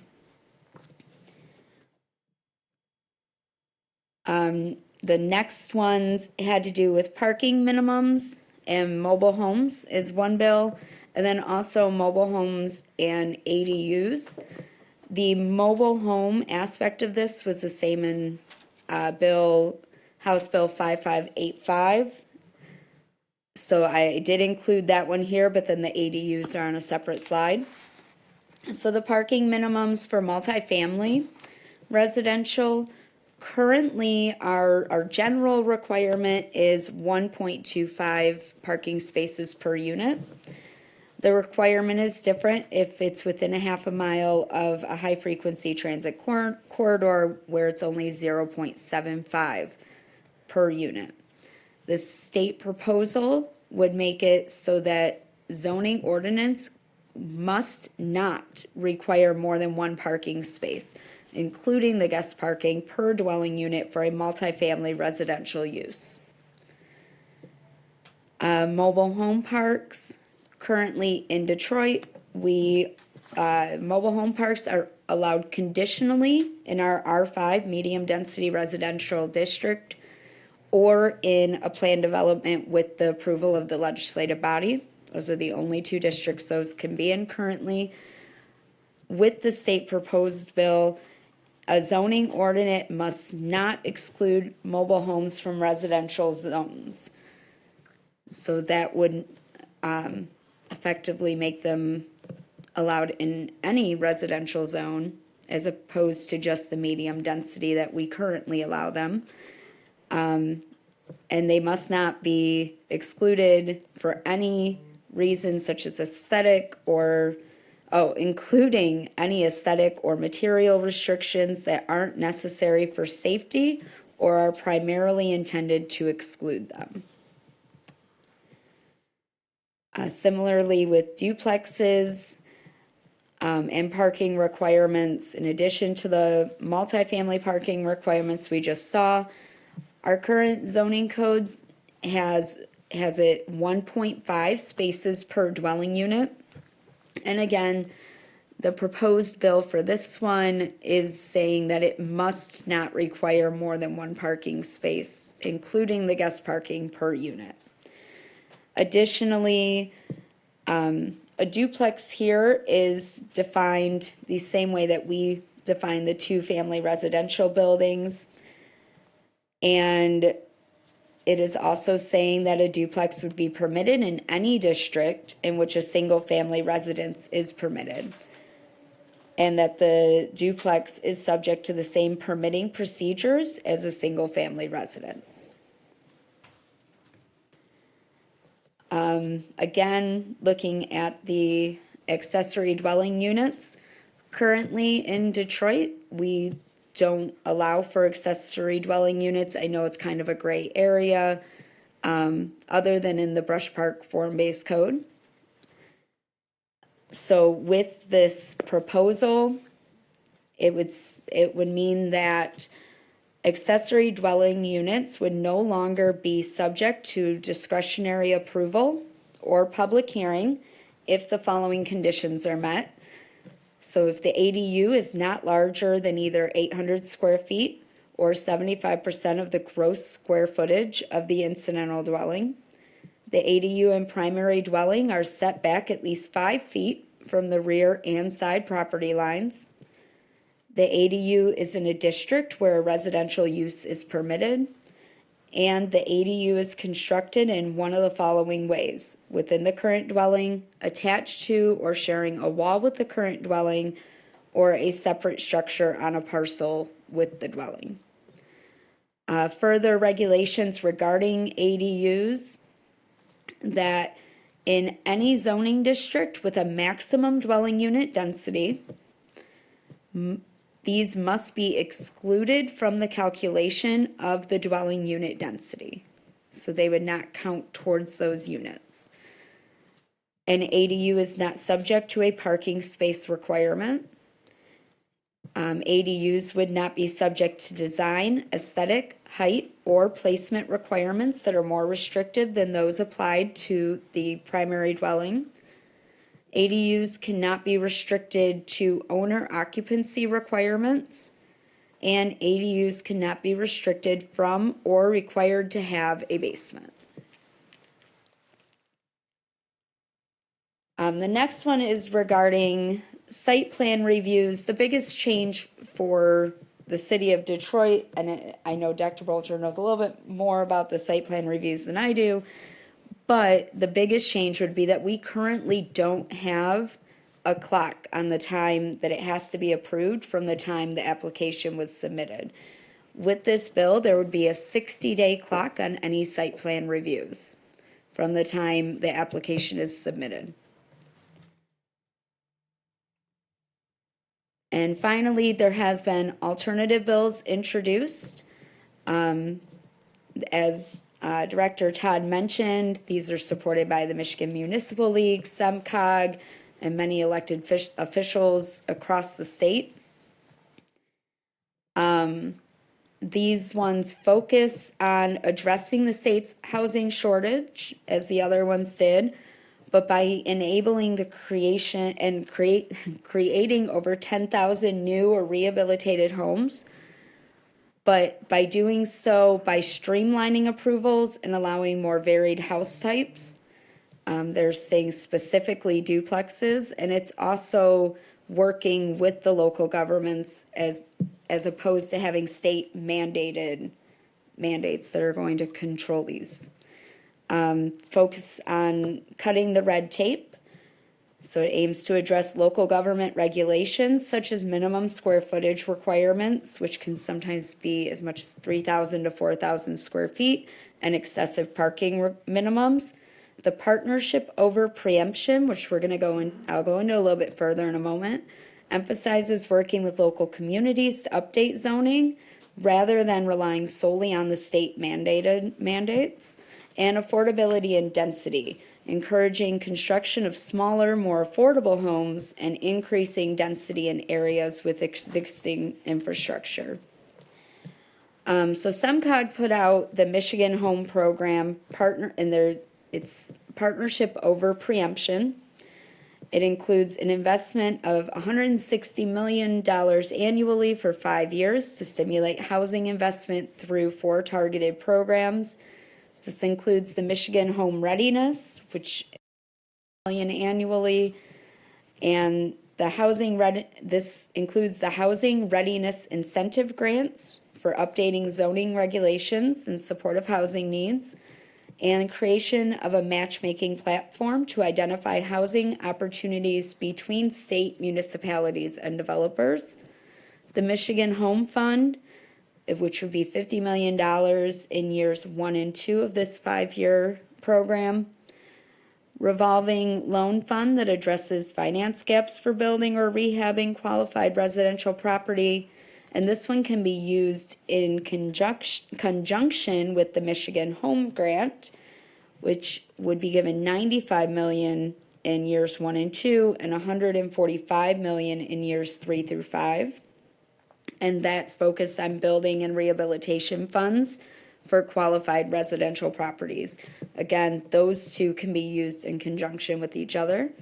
And then the Michigan Home Employer, which we get $10 million annually, and it's continued funding for the Employer Assisted Housing Fund, which promotes public-private partnerships. And the state matches employer contribution to workforce housing. The way that the Michigan Home Program works actually covers a lot of the things that were covered in those bills, but by working with the local government. So in order for a local government to receive any of this funding, they have to proactively make or have made 50% or more of the following recommended actions and be approved by the state to unlock the ability for a qualified developer to utilize the Michigan Home Grant and the Michigan Home Fund within those communities. So again, 50% of these have to be achieved. These include reducing the residential parking requirements to 1 space per dwelling or less, allowing accessory dwelling units for long-term housing as permitted use, allowing duplexes as permitted use in residential, adopting pre-approved plans, allowing higher density near transit and employment centers, allowing single room occupancy for non-related individuals for long-term housing, reducing allowable dwelling unit size, allowing multi-use dwellings and mixed use where commercial is allowed, reducing governing body approvals by expanding and expediting administrative review approvals, reducing minimum lot size requirements, providing height or density bonuses, adopting universal design standards, allowing modular as a permitted use in residential, and completing the redevelopment ready communities program. So these address a lot of the same things, but also go beyond that with things like the universal design standards and providing bonuses for height and density. So that is all that I have on this. As I said, it was just a very brief summary. If Dr. Bolger would like to chime in. Oh, Miss, Mr. sorry. Chair, Yes. if we could hear from Ms. Richterink and then followed by Dr. Bolger. Yes. Hello, welcome. Thank you. Thank you for having me. I am Jen Richtrink with the Michigan Municipal League, and I think your staff just did a great overview, high level. I will just add to the state bills. The real issue there is, local units of government have not been able to be part of the conversation when those bills were being discussed and drafted and then ultimately introduced as legislation. They are not flexible compared to the 14 recommended best practices within the My Home program. While you're seeing a lot of the same kind of reforms talked about in the My Home program, those are really using the context of the community. And so allowing duplexes and residential might not mean you allow it in every single residential zone or in every single residential designation. It's really more about where it makes the most sense in your community, as well as the parking, lot sizes, dwelling sizes. All of those things are really meant to be looked at on a case-by-case basis within each community and then updated if and when needed to meet the context of your community. There were a lot of thoughtful conversations I heard earlier about talking about projects and engaging with the residents in those project managers. That is completely stripped away if the preemption bills were to move forward. Those are very stringent mandates that you can't do otherwise. And they also don't take into account what your infrastructure capacity is. So if you have a neighborhood that was built for single family dwellings, which is considered a lower capacity use for residential, and all of a sudden now those lot sizes are shrunk and that density is increased. It's not that density or shrinking lot sizes is a bad thing, but it needs to be carefully done with the community, looking at, do you actually have the infrastructure capacity to support that new density? And those other bills do not take that in consideration. You are now a developer would be able to quite increase density on some of those things. And do you even have the fire hydrants? Is there enough capacity and force through those fire hydrants, say, if there was an emergency? Again, looking at your water and sewer, are those is that existing infrastructure ready to take on a large increase in density? So again, it's not that smaller lot sizes, duplexes, ADUs, it's not that those are bad things. It needs to be flexible and it needs to be worked hand in hand with the municipality and what makes the most sense in that community. And then again, the My Home program, it is really trying to get at a factor of affordability, and it costs what it costs to build, whether it's a single family unit, it's a duplex, a quad, multifamily. It's going to cost what it costs to do that. But in order for someone to be able to either rent or own that at an affordable price, there has to be additional resources brought forward to fill that gap. And so that's where the My Home program has a resource, has dollars that need to go with it so that you can actually start to increase the affordable workforce housing throughout our state. The other package has no affordability factors within it. So even if you are forced to make those changes, there's nothing in that now would require a developer to actually develop affordable housing. It just allows them to increase the density of the product that they would build. And so there is a lot of issues. This is why the MML and the other local government groups like SEMCOG, the Township Association, are out there opposing this. And to give you a quick update on the bills, the first 4 preemption bills were introduced in less than 24 hours. They were given a hearing in the committee, in the House Reg Reform Committee the following morning. Only those supporting the bills were able to testify. And before there was another hearing to allow some of those to talk about the technical difficulties of the bill, not just about taking away that local decision making.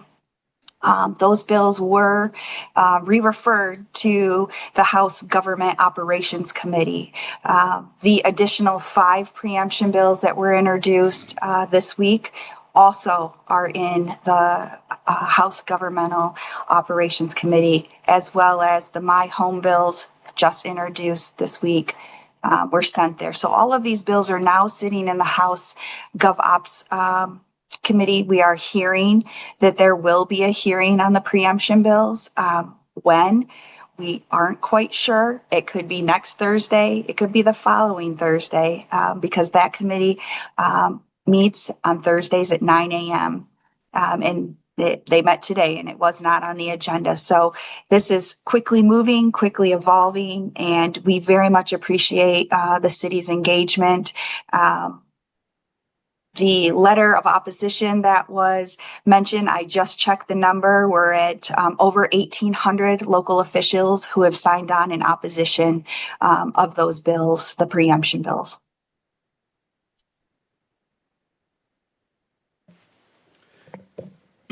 Through the chair, thank you, Ms. Richterink. Really appreciate you attending the meeting and making yourself available to provide us with that additional perspective. Before turning it over to Dr. Bolger to speak to another facet of it, just wondered if there's any additional request or direction that you might have for the commission or us as staff. Yes, we would love and need to continue to talk to our legislators and talk to them about what the actual, what would happen if this was, passed into law. What does that mean for the city of Detroit? What would you have to do? What would the cost be associated with that? For example, if 1,500 square foot lots are now the minimum, how many non-conforming residential lots will you have? And I think you'd be amazed at how large that numbers. And then being able to explain to your legislator what comes along with a non-conforming use and some of the other issues that go along with that, as well as just talking about infrastructure, public safety. These are factors that need to be considered when you're talking about development, as well as you need flexibility. 1,500 square foot lots may make sense in some of your neighborhoods, but it might not make sense in all of them. And so I think being able to tell the city's story to your legislators, as well as the legislators on the GovOps committee, since they'll be the ones that are going to be voting on those bills before they would go to the full House chamber for a vote. They need to hear those stories, as well as they have nothing to do with affordability. There's nothing in those that would require a developer, if enacted, to actually build affordable or workforce or attainable housing. Mr. Chair, through you, thank you again to Ms. Richtering. If I'd like to now go to Dr. Bolger and let him provide this explanation, but we were a bit surprised when we came to find that our own Michigan Association of Planning, to which we're all members, is giving some qualified support to these bills. So with that, again, let Dr. Bolger sort of summarize where they stand. Yes, thank you, Mr. Chair. Yes, it was surprising because I think it's not very often that MAP, Michigan Association of Planning, and MML, Michigan Municipal League, are on, coming from different positions on it. I think what we see with the Michigan Association of Planning in its expression of qualified support for most of these preemption bills is the fact that housing is one of those issues of greater than local concern. They say this recognizing the fact that in spite of cities, I think, like Detroit, where we're very welcoming to a variety of housing, municipality after municipality says no, and that they establish provisions in their zoning ordinance or elsewhere that make it difficult or unlikely or perhaps impossible for lower cost housing to be built and for denser housing to be established. Preemptions are an issue. If you go through Michigan Zoning Enabling Act, there's probably 8 different instances where the state says local municipalities can't regulate these kinds of activities. With mining was probably the first state preemption that came on the books. You can't restrict what is mined under the ground, although you could, as we do in Detroit, where we're sitting on a salt mine, we have no zoning or authority over the mine itself. But the processing on the surface is something, we look in the zoning ordinance in M4 and M5, we can regulate quote unquote salt works, but not the mining itself. Also, the state preempts local municipalities from prohibiting adult foster care facilities for 1 to 6 individuals. Basically, it said if a single-family dwelling is allowed on a by right basis, then a small adult foster care home shall be allowed on a by right basis. Greater than that, for 7 to 12 individuals in adult foster care, the city does have zoning jurisdiction. There's also a preemption for things like a municipality can't have private piano instruction in somebody's house regulated as a commercial use. Well, certain preemptions have greater importance than other things. What MAP is saying is that housing is one of those things that has an issue of greater than local concern, and therefore some level of state regulation may be appropriate. That being said, 4 of the bills that MAP has suggested support for, they do that, but in their 10-page report, which is available for you, they say, subject to the following conditions. And in the same way where I think MML and ourselves would say, what they're suggesting, that doesn't necessarily fit the situation in Detroit. I think MAP is saying the same thing. There need to be some additional conditions added to these proposed bills that are there. There are 2 of the bills where they say we support it, but specific things need to be changed, and they say what those specific things are. One of the bills they're neutral on. Another one of the bills they support, but they suggest specific changes in it. One aspect of one of the bills actually doesn't deal with Zoning Enabling Act, but more Land Division Act. They oppose that particular bill. So in the same way that we're starting to digest what it means, what they're talking about, and I think in general when the word preemption comes up, the eyebrows raise and trying to figure out, Does this make sense? I think MAP has done a little bit deeper dive where they're raising some questions, which I think may be good when it comes down to the situation of, okay, how do these bills get modified as time goes on? It sounds like the time is contracting, and issues that commissioners and staff have been living with for years, the kind of stuff that we talk about all of a sudden is front and center, on a much broader stage. So I think this information will be helpful as you get, try and get more of a handle on it, in the same way as that, staff is trying to get a better sense of, what may be appropriate, what may not be. What the state has not done is provide meaningful either incentives or a push to get more municipalities across the state to do something to respond to the need for affordable housing in particular.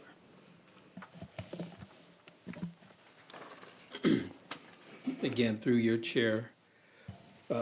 chair to Dr. Bolger, I want to say thank you for taking the time. Again, we have done as much as we could over the last few days to really wrap our arms around this, again, with it expanding as the days have gone by.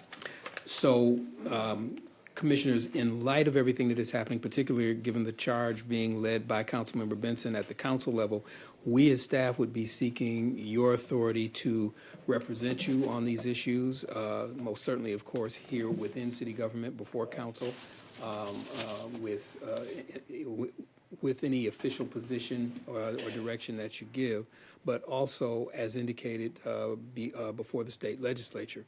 Certainly in the past, when we've seen similar situations or other legislation put forward that would have a drastic effect upon the city of Detroit, staff has gone and provided testimony and also submitted, has provided verbal and also written testimony.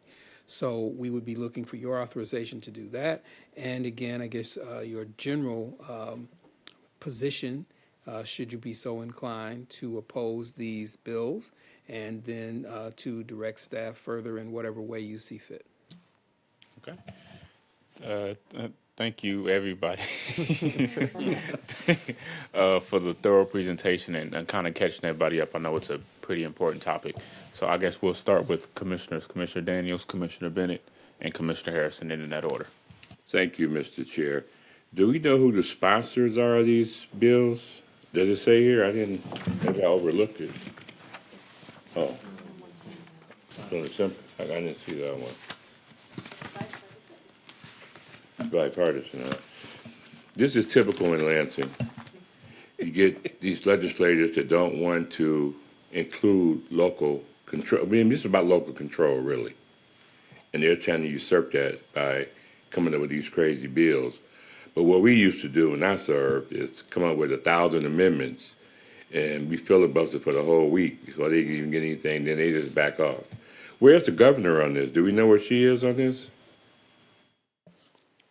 Mr. Chair, I might want to yield to Ms. Richterink. I do know that she did speak during the State of the State with some very general support for the need for some sort of zoning reform in and around these housing bills. I guess there's been speculation that maybe at one point she may have been more supportive of what is in fact before us, but having heard of the opposition, maybe moderating that point of view. And I've probably said too much, but I'll turn to Ms. Richterink through the chair.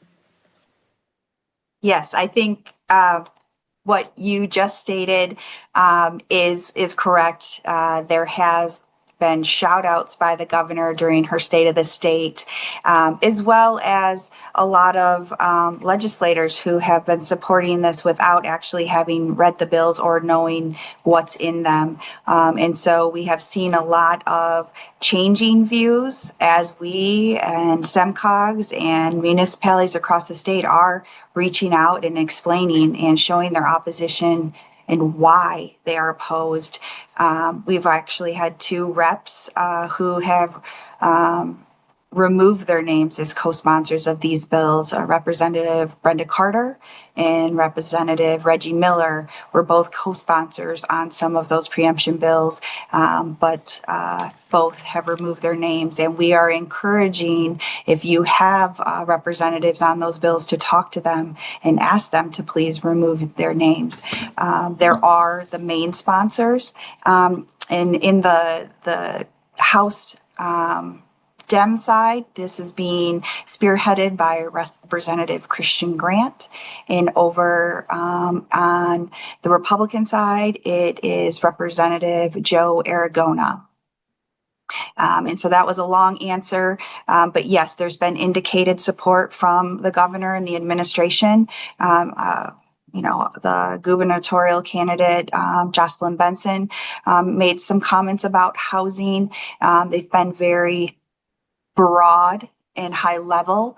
And so I think it's just the education. It is on us as local officials, as municipalities, to now educate and advocate to these legislators as well as the administration on what these bills actually do, so they know what they're actually putting their names behind. Thank you. If I may, Mr. Chair, is the lobbyist for the city, does he know what the position is of city council, or don't anybody know at this point? Again, through the chair, it is my understanding that while the city council is not yet taking a formal vote, council members have supported the or have I don't know if each and every one, and maybe Mr. Benson does, but I do understand that there's been council support of the petition that was referred to earlier, where public officials have signed on. It is also my understanding that the mayor's office has signed on to that as well. Right, okay.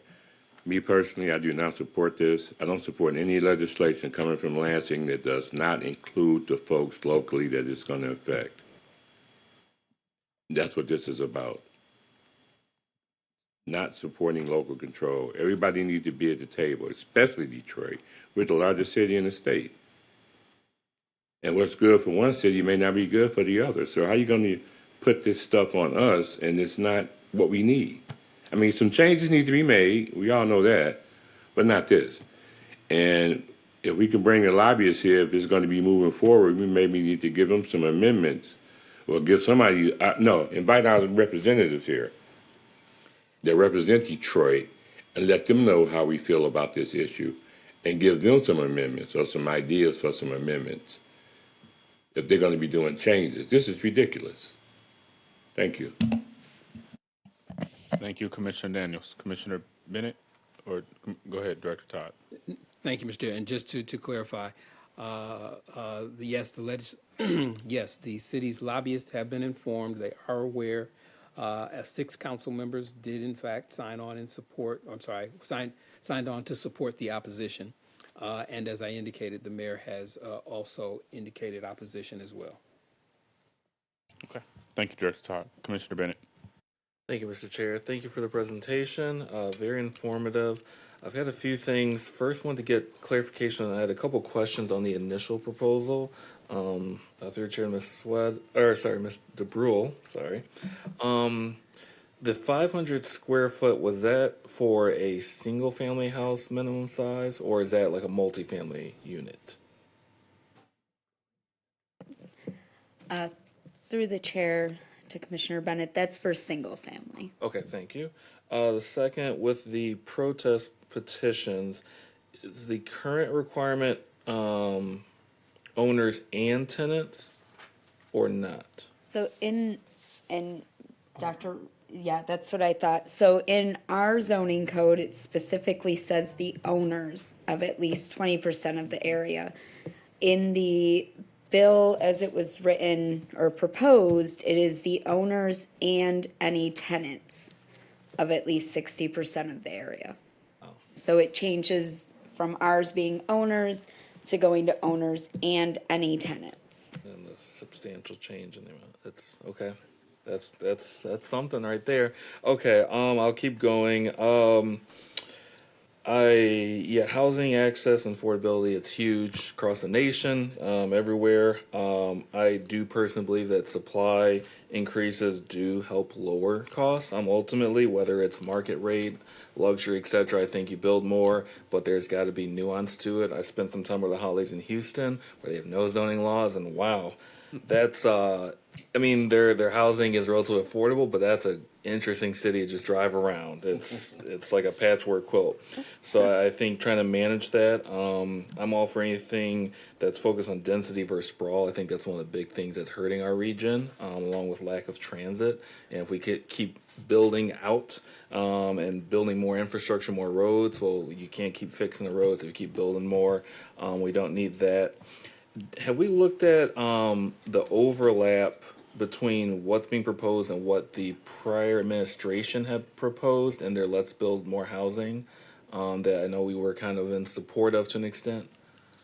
Through the chair, we are definitely looking at that. We've done some general comparisons, not done the point-by-point comparison, but we've certainly discussed that even as recently as yesterday with Member Benson.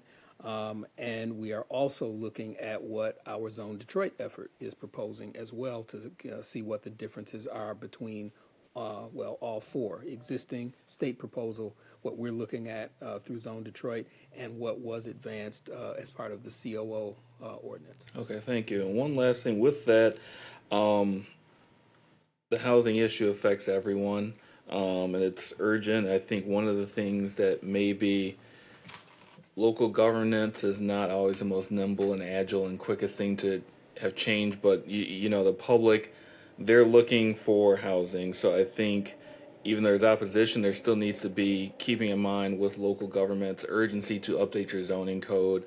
And things take time, but if someone's hearing it's 4, 5, 10 years before they're going to change the parking minutes, things like that, just balancing, want to have local control, but also have accountability for we need to move swiftly, not too swiftly, not haphazardly, but make sure that we are improving on this issue because it affects our economic competitiveness. We all know Michigan struggles for population growth, things like that.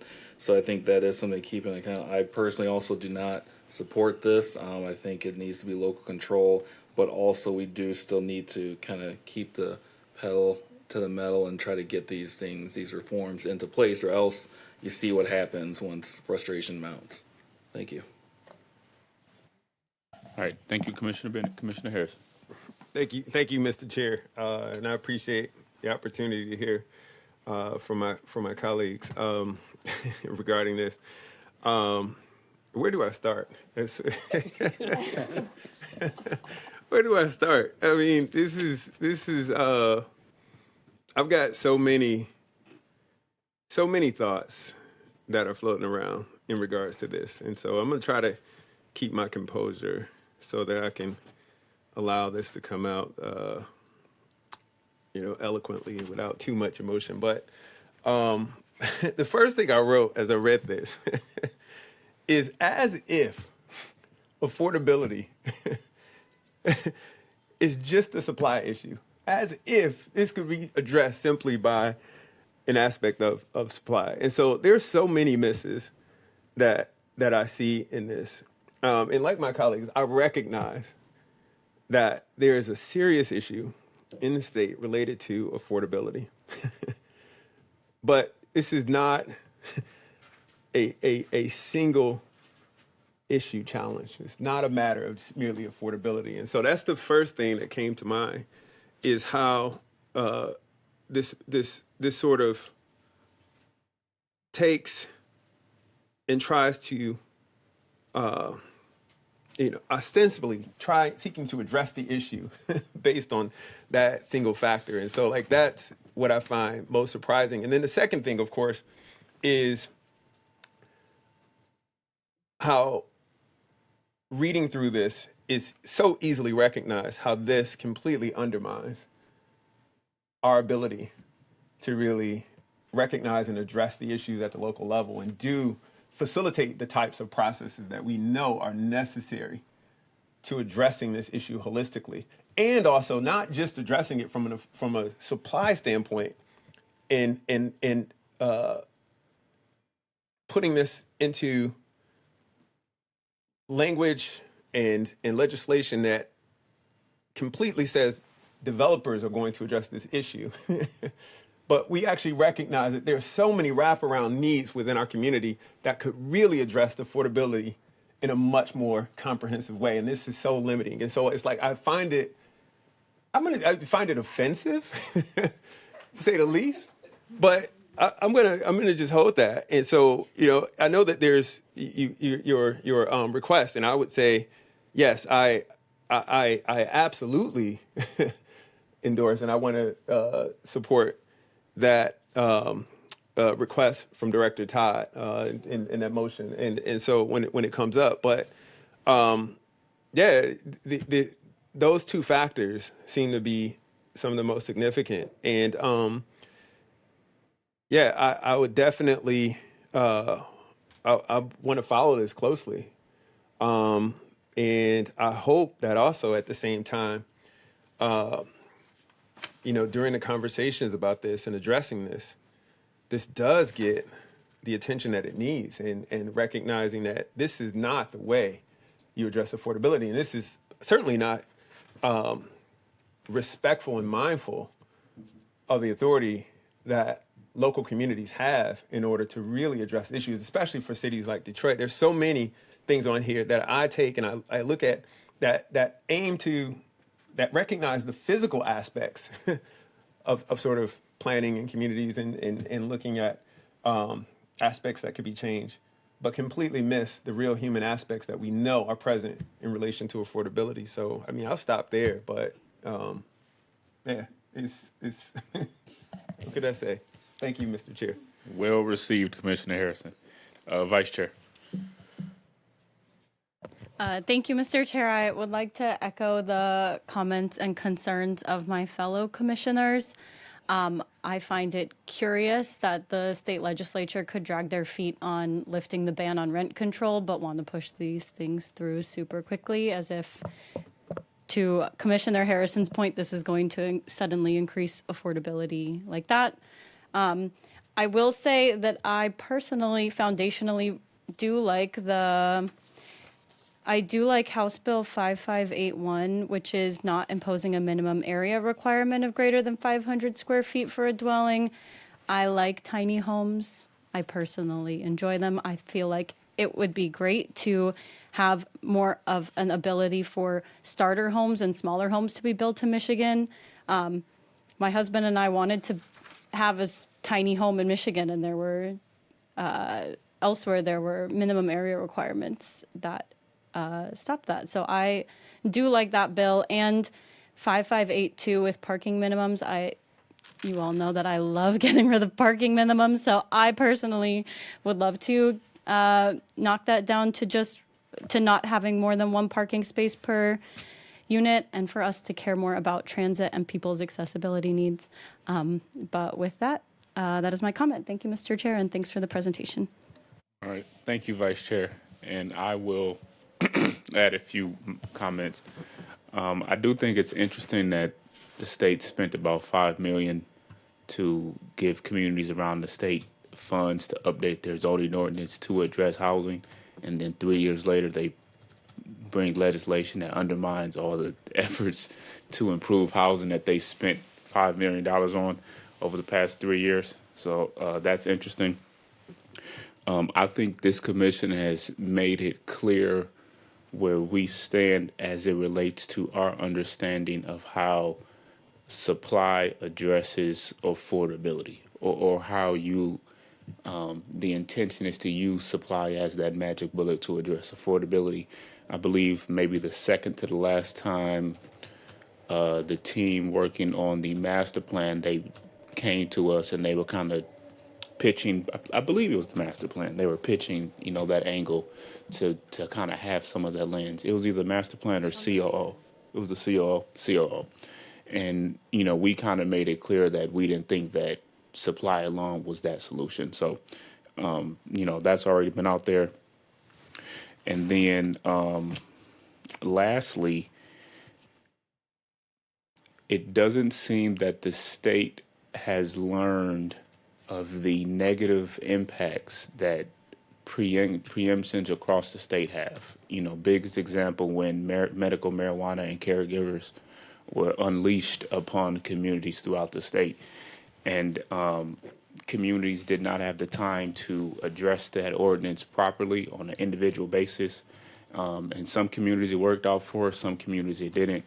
But I think that's a good example of how your intentions from a state perspective may be well, but how it, the outcomes and how it plays itself out on the back end just may not be as originally intended.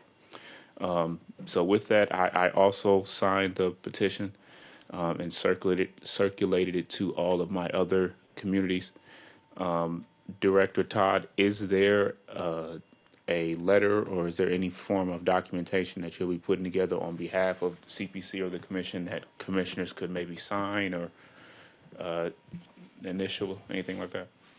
Mr. Chair, we were seeking your specific direction in that regard this evening, so if that is what you'd like us to do, as opposed to the standard report wherein, I sign in a communication representing your thoughts, we would be more than happy to prepare a communication to which you all can be signatories. I think everyone's in agreement with that. Commissioner Harrison? Thank you, Mr. Chair. Does this require us to, certainly Director Todd has given us some direction, he provided some language, but does this require us to have a formal, some sort of motion on this matter, or is it just at the direction of our chair, Mr. Chair? Again, through the chair to Commissioner Harrison, in this regard, certainly this is something that you could give us direction to do through the chair. But I think, given the discussion and given where you are, that which is done in the form of a motion carries that much more weight and clarity as it would appear in the minutes and be a clear statement of the entire body. So, but it's up to you. Thank you. Oh, in that regard, I do, I guess, sort of trying to recall the language that was given, but I make a motion to absolutely follow Director Todd's request for support in following this matter and representing us in this matter and providing updates so that we can continue to stay apprised of this matter and take further action if necessary down the road. Thank you for the motion, Commissioner Harrison. Commissioner Russell, you had a second with discussion? Yeah. Go ahead. This letter would go to who? Well, certainly, first and foremost to the council and obviously as well as the mayor. If you want the letter to have a broader reach, if you would like us to also send that to the state legislature, we'd be more than happy to. Right. Yeah. That's. You want to include that in your? Yes.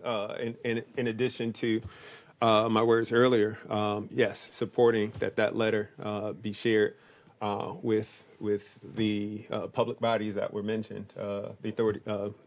Who do I say this? One more time.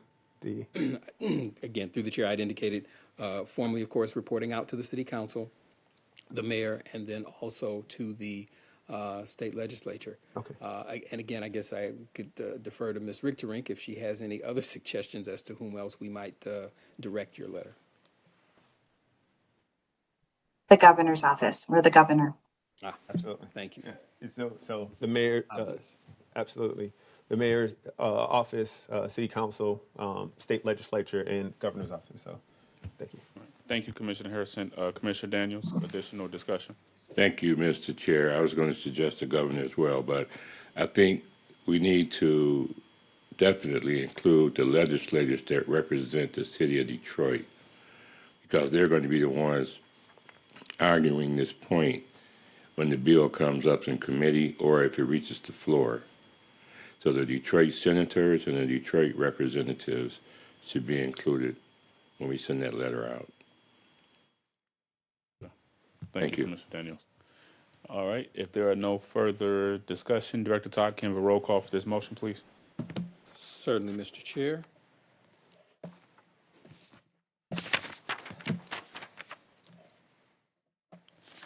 All right. Commissioner Bennett. Board. Commissioner Daniels. Board. Commissioner Esparza has been excused. Commissioner Harrison, Support. Commissioner Russell, Support. Chair Smith, Support. and Vice Chair Udabi. Support. Mr. Chair, Commissioners, that motion passes 6-0. All right. Thank you, Director Todd. Commissioner Russell, question? So, all of you all spoke so eloquently about this. My question would be, this comes before us because I guess in some way it's sort of trying to cut red tape to increase housing, which, on the surface might be a good thing. What can this commission do to help in that effort? Through the chair to Commissioner Russell. Certainly, as has already been alluded to, you've done work in this area last year via the COO ordinance proposal.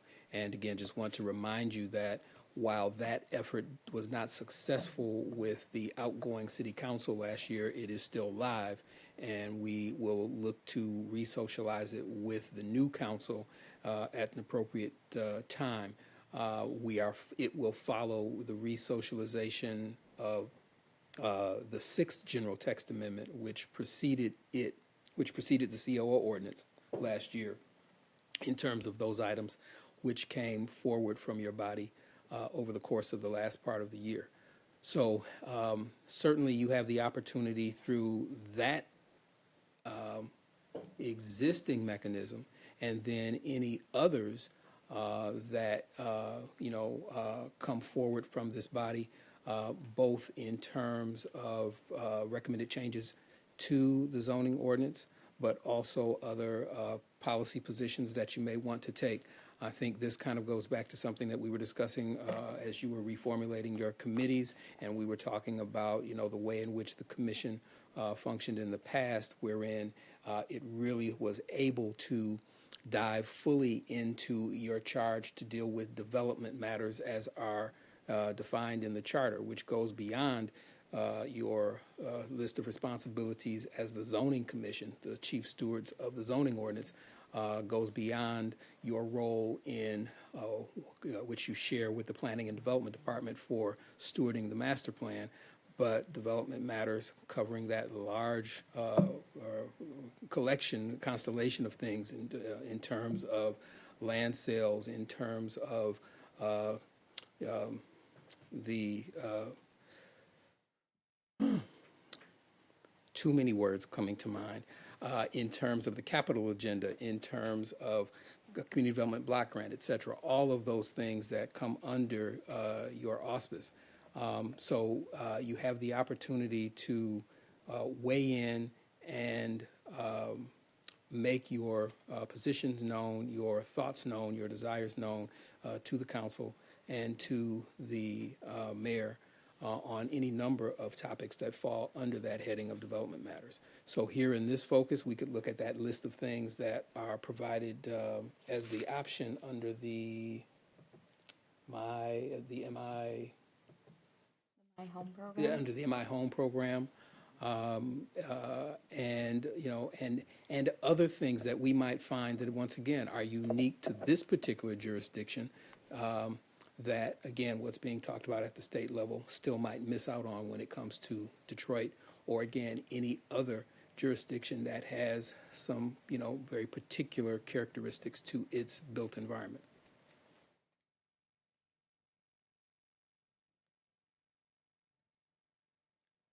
So, what you said that the one that went to city council but didn't get passed, it's still acronym. What is that? So that was the Let's Build More Housing ordinance, as it was so dubbed by the administration, and that we would tend to refer to as the COO, the Chief Operating Officer's ordinance, proposed ordinance. Okay. It had a few other nicknames I can't remember right now either, but that's what I'm talking about, that is still live, and again, there are certainly components of it that speak directly to what we are talking about here and what the state and others are concerned with. Thank you. All right. Thank you, Commissioner Russell. Commissioner Daniels. Thank you, Mr. Chair. Do we know who's driving this issue in Lansing? Any bill that's introduced, somebody's pushing it from the outside. So do you have any idea who is pushing this or what group is pushing this? Again, through the chair, I will yield to Ms. Richterink on this one. The larger supporting groups are the Home Builders Association of Michigan, as well as a group called Abundant Housing Michigan. Those seem to be the two main groups out there. We also have the Mackinac Center that is supporting, as well as AFP, the American Freedom. Off the top of my head, I'm sorry, AFP is the acronym and I'm forgetting the exact.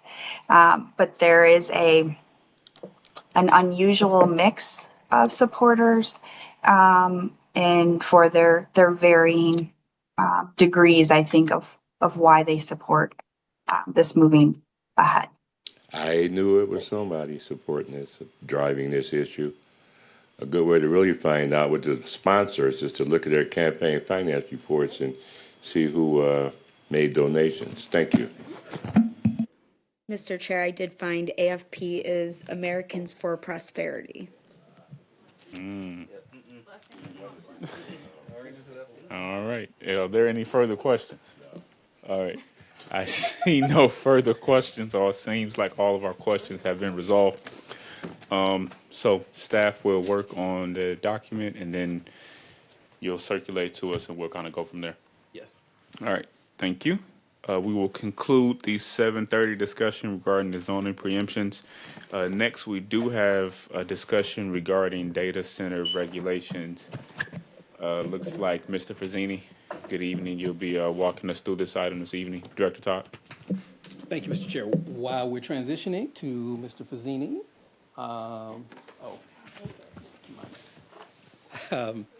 just wanted to provide some of the thrust behind this. This is yet another instance where there's been discussions around the council table, and Councilmember Benson has weighed in thus far in two ways, suggesting some potential regulation to be offered for data centers here in Detroit, and then otherwise this week submitting a request that I believe will formally go before City Council for referral next week, and that being a request for the Legislative Policy Division to prepare a request for a moratorium on this particular issue. Certainly, as we, I think, have maybe touched on this one other occasion, maybe sometime last year, we are all keenly aware, given what has been in the news, Saline Township, Van Buren Township most recently, and one other that I'm forgetting. Thank you. We are certainly aware of what is happening elsewhere, and obviously then the need for us to really be proactive in terms of how the city of Detroit will handle these facilities. We do know that data centers, let's say lowercase, exist today and have existed in one form or another over the years, maybe not having that name, but but having a similar function, whether it is a switching station for the telecommunications facility, or it is a transformer yard of one level of tech, or a new for utilities. And therefore, today, such facilities, as they are in other cities, such as the aforementioned Houston, they pop up there, whether it's a data center that is occupying a former retail or small warehousing establishment, or again, something of an even larger scale. So we did have opportunity to meet with our colleagues from the Building and Safety Engineering Department, PNDD, the mayor's office in the form of the Jobs and Economy team, and seems like I'm missing. And I think there was a law department representative on about a month ago just to talk generally about how we might go about addressing this concern. We're certainly interested in gathering more data, going around the state, maybe touring some of these facilities so we have even better firsthand knowledge of what they look like, how they function, how they impact the host communities wherein they fall. That being the case, again, where we ended up in that meeting and sharing that information with Councilmember Benson, he is now prepared to make the request at the council table that a request be forwarded to the administration asking for a moratorium being placed on any permits being issued for data centers for a specified period of time in order to allow us that ability, as we have done with other uses or use groups or new uses, so that we can actually determine what those regulations should be, where and how we want to allow that particular use to be manifested here in the city of Detroit, and to be able certainly to kind of hear from our residents in terms of what their concerns would be.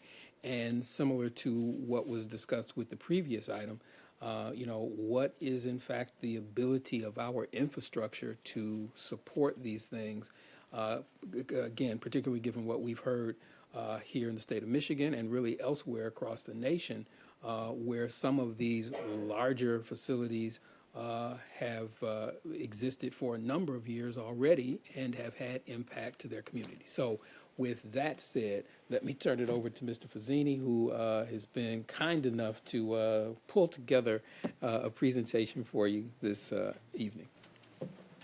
Thank you, Director Todd. I have a brief presentation, if I may share my screen. Yes, you may. And just before I begin, question to Director Todd was, if you recall, a couple years ago, there was a text amendment for junkyard auto-related uses. I believe that was done during a moratorium on those related uses so that those could be pulled out of the B business districts and pushed into the industrial districts. So that may have been 3 years ago or so, but if you recall Ms. Murphy leading you through that effort, that was a text amendment that was done during, it may have been a year moratorium, but similar discussion point. So quickly, what is a data center? Basically, it's a room that houses IT equipment. They go back to the 1940s when computers were much larger. With technology shrinking, that they've changed since that time. So cloud computing first came on in the early 2000s. Cryptocurrency is more recent, and then AI that you've been hearing about is more recent, even more recent than that. So those are the three activities that are driving the current data center demand and build out. Hyperscale is a term that's being used and has followed some of the controversial ones in the news.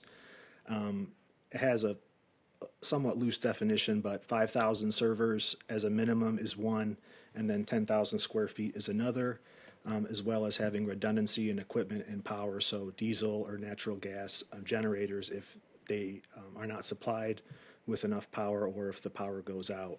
There's 8,000 data centers globally. The U.S. has more than any other country, and there was a report in the fall, an industry report that kind of targeted the Midwest because it's a climate haven somewhat. There's ample water, so there's been messaging to the industry that you shouldn't build these in Arizona, but you should be building these in the Midwest from an environmental standpoint. So some of what's led to the larger projects being in the news is development pressure, transparency concerns is what I would call it.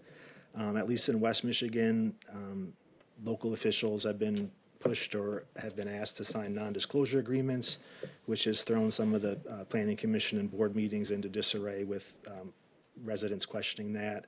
There's been minimal or generic front-end public engagement. So you have the richest companies in the world coming into Michigan asking to do huge projects. That's not usually really their territory, the planning commission boards, and engaging with residents early on. So that's something they're trying to pick up now. These projects seem to be announced at the first point at shareholder meetings for utilities. So they may specify we have 10 gigawatts of demand anticipated, aware of specific projects, or maybe just shopping some sites. But that's kind of when the public and even local officials are becoming aware of these, when the utilities are recruiting them, as well as master plan concerns and spot zoning concerns. So a lot of the argument from the industry is exclusionary zoning. So we cannot say this use, we just simply do not allow it. So if Detroit couldn't say data centers are banned forever, you can't do that. But that doesn't mean that when a rezoning comes in, that everything else goes out the window. So there's still a lack of master plan amendments in some of these townships, and then there's not really a focus on spot zoning. So that's kind of some of the background. Here's a recent map of U.S. data centers by state. Loudoun County, Virginia is known as Data Center Alley. You may have seen that in some of the national stories about residents experiencing vibrations and noise concerns with data centers adjacent to subdivisions. The Midwest is a later stage of this data center build out, but it's still controversial. Illinois, the governor there has just proposed a 2-year moratorium on data center tax breaks. Ohio is discussing allowing data centers similar to cannabis uses, so locals could opt in or opt out of having a data center. It's fairly built out now. I don't know if that is a realistic proposal. So you can see Michigan's kind of on the tail end of this build out. Just another graphic kind of looking at more detail of the components of a data center. So the first is simply storage of server racks. So 5,000 individual servers would get you to that hyperscale data center. There's other computing components necessary. Cooling is the second big item that would be needed. So there's multiple ways to cool these servers using air or water, and that can relate to the environmental impacts. So if you choose a cooling system for your servers that might be low on water usage, it is probably going to be high on electricity usage. So and vice versa. If you have a high water usage or a public water supply for cooling, you may have less electricity demand. And these also need to be sited near, transmission lines, fiber infrastructure that can tie these into the internet, into the electric grid. Groundwater can be used in the rural areas, and then municipal water obviously is being used. So what kind of started the hyperscale issue in the state was a state data center tax exemption passed in December 2024, effective last April. This is for enterprise data centers, so the hyperscale data centers that eliminated the state sales tax and use tax if you qualify for that enterprise data center. This is a new data center tax break. There was previously and still is a tax break for what's called qualified data centers, which would just be those that do not try to meet these. So that would be the Saline, Stargate project, and other some of these very large projects. So this tax exemption application certifications managed by the MEDC and the Public Service Commission chair kind of alluded to that we would be seeing more and more of these last year related to that tax break being passed. There was legislation introduced in December to repeal that tax break, but that's not likely to be approved. So Gaines Township, a second ring suburb of Grand Rapids, is probably the most experienced community in the state with data centers. There was a Steelcase office building known as the Pyramid that was built there 20 or 30 years ago. That was kind of an underutilized office building. So this company Switch repurposed it as a data center in 2017, and they added those red generators that you see surrounding the facility. So that's been kind of a quiet, seemingly low impact or controversial data center. But in this area, Microsoft is taking a larger focus. So this is kind of similar to like a Loudoun County, Virginia, where it's industrial tech parks planned or in existence where data centers are now coming in, where industrial development may have slowed down. So those seem to be desirable areas, industrial type warehouse areas. Bridge Magazine has a good map of counties. This is a few months old now, but again, up north there was a proposal in Kalkaska that I believe involved state property. Because of local opposition, I don't believe that is still being considered. Kent County and Greene on the west side of the state, as well as southwest Michigan. and then Southeast Michigan with Monroe County, and then Washtenaw County is the blue there, which is the location of the Stargate project. So what happened with that was because, from what it seemed, was because local residents did not feel that their voices were heard at the township level.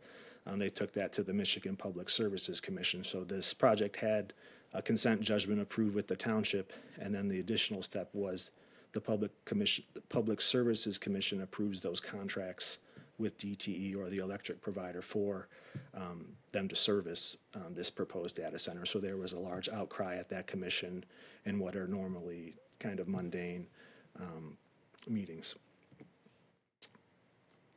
So these townships talk to each other. If something's happening in Saline Township, the township next door is going to know likely. So what's happening is you're having these neighboring jurisdictions or just communities that are concerned in general passing moratoriums to pause applications that may come in for data centers in order for them to either add the use, add any regulations, consider the policies that they want to develop for these. So data computing processing centers is kind of the term that was used in the 60s and 70s. Some communities have these in their codes. I believe Lyon Township does and Van Buren Township. So they already address these uses, but even some of these communities that have approved them recently are doing moratoriums so that they can reevaluate their standards. So, and there's a state, last week actually, there was a Republican rep that introduced a proposed statewide moratorium until April of next year based on the Stargate project.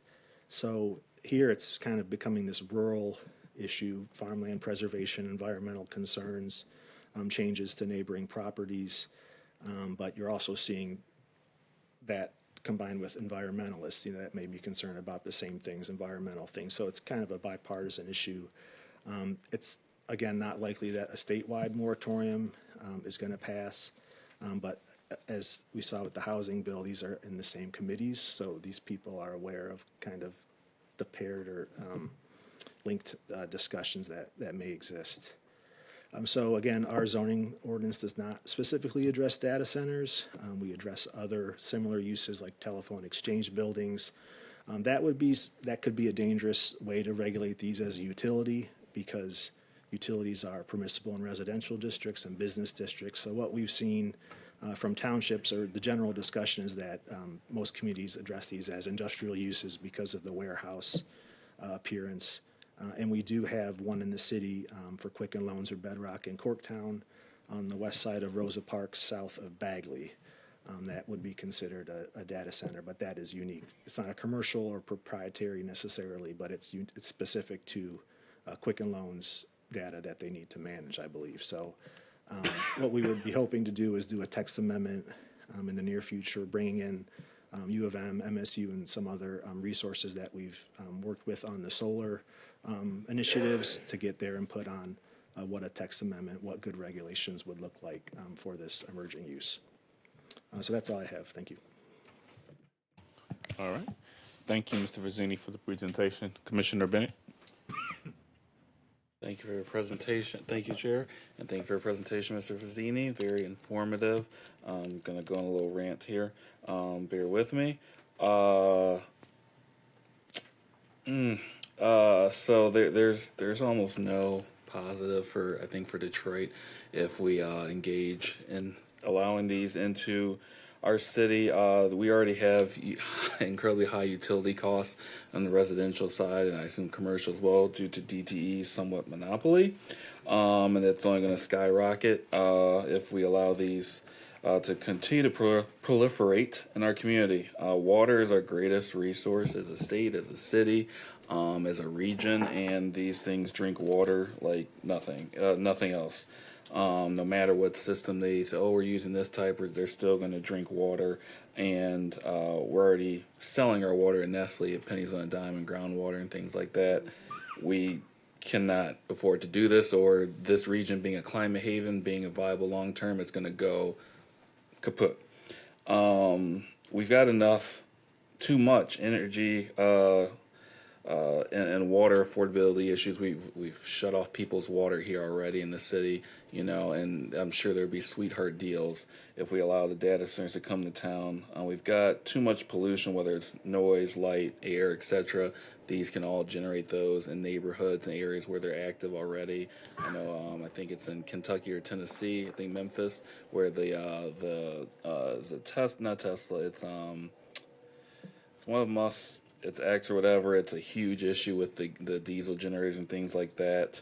They don't create a lot of jobs long term. There's construction jobs, which that's my daytime ministry, but still after that, they do not generate a lot of long term jobs. They're not the plants of old, physical, assembly plants, things like that. And these are the richest companies in the world. This is the new Standard Oil, Carnegie Steel. They don't need tax breaks and stuff, so they're not going to do a community benefits agreement. They don't care. They're just going to come in and set up shop, not do anything for the community. They're not going to say, "Oh, we're going to hire Detroiters." They don't need to negotiate. They've just got the money, and I just wonder how quickly we can do a zoning ordinance, because if you start seeing the rural and suburban communities say no, well, who are they gonna go to next? Try to fit in the city? Obviously, how large of a hyper scale can they fit within our area? Where we've got enough land. But I think this is something we have to look at to protect our city as well, and just make sure they don't come to town. These are just long term. Everyone's going to regret these. Yeah, and that's it. Thank you, Commissioner Bennett. Any other commissioner? I see none. So, Mr. Vizzini, or maybe Director Todd, if you want to go ahead and interject, and then I'll follow up. Thank you, Mr. Chair. I was just going to say, so as with the previous discussion, again, given my lead in, we're looking for the commission to direct staff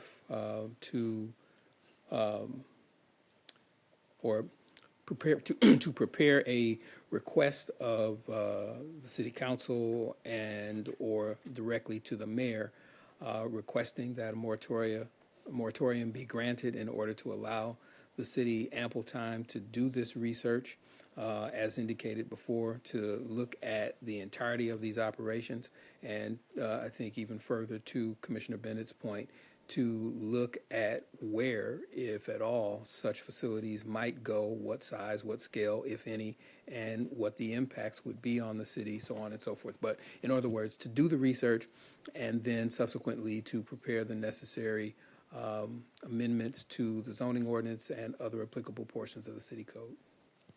Okay. Thank you, Director. Commissioners, the floor is open for a motion. For the motion to floor that the moratorium is put in, so that way it's time to review this, formalize the zoning ordinance recommendation. Microphone. Support. Sorry. I move to support a moratorium be put in place for data centers to allow the city's staff and everything to put together research and determine what zoning ordinance can be done regarding this usage of land. Support. Thank you, Commissioner Bennett. Thank you, Commissioner Russell. All in support of the motion. Discussion by Commissioner Daniels. Thank you. How long of a moratorium are we talking about? 6 months, 6 years? Indefinite. Indefinite. Yes, I would like to amend the motion to say indefinitely. Thank you. Through the chair, we were just discussing that, and we have, I guess the rule of thumb is usually about 6 months, 8 months. The most recent one that you will recall led up to the auto uses ordinance that came before you. Much discussion at the commission table.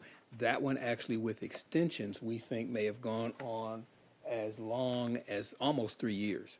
So I believe we may have started off with a year extension, and then there were maybe 6 months or maybe another year extension, and then 6 months after that. But of course, that also overlapped with the pandemic.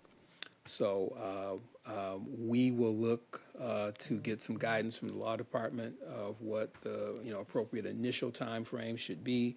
But I'm thinking 6 months to a year in order to allow us to do that research, then probably come back and report out to the various bodies on the research and maybe some suggestions in terms of the drafting of an ordinance. And then upon getting feedback from the various stakeholders and maybe even some public feedback, then move forward with the formal development of an ordinance. And again, that would affect Chapter 50 of the City Code, the zoning ordinance, but could also incorporate other portions of the City Code.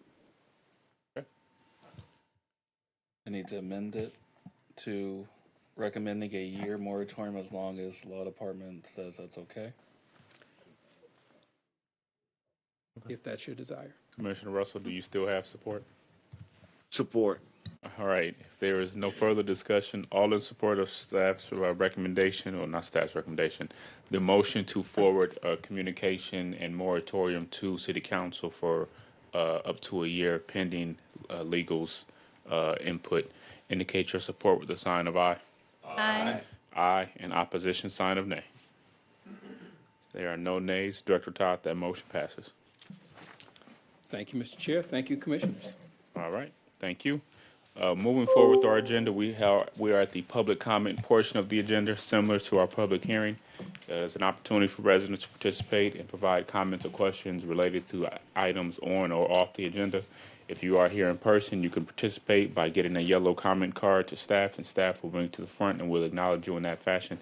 If you are participating via Zoom and want to provide public comment, you can raise your hand within the Zoom platform, and then we will acknowledge you and allow you to speak at that moment. Ms. DeBoer, how are you doing? Good, Mr. Chair. Good. Do we have any virtual hands raised? We have one virtual hand raised. All right, let's hear them. Our first caller is JM, and they should be able to speak now. Hey, can you hear me? Yes, welcome. Hey, what's up? My name's James McBroom. I'm going to comment in support of the legislative package being proposed at the state level. I think Detroit needs to build more to house more residents, build a stronger tax base, create more local businesses and jobs, and keep our virtuous growth cycle going. I understand there's pushback from local officials around these bills. I think that makes sense. Nobody really wants to be told what to do or lose power to approve or deny developments. But I don't think this would be necessary if municipalities had proven themselves capable of addressing the issue. Just here in Detroit, we've spent the better part of a decade now talking about things like Zone Detroit, and we really only have piecemeal reforms to show for them. Building housing is subject to macroeconomic cycles, and this lack of action means we've allowed the crisis to get worse here when it didn't really need to. These reforms aren't radical. They're in line with what's being passed in many other states, and the sky has not fallen in those places. There's a lot of fear-mongering around increased density.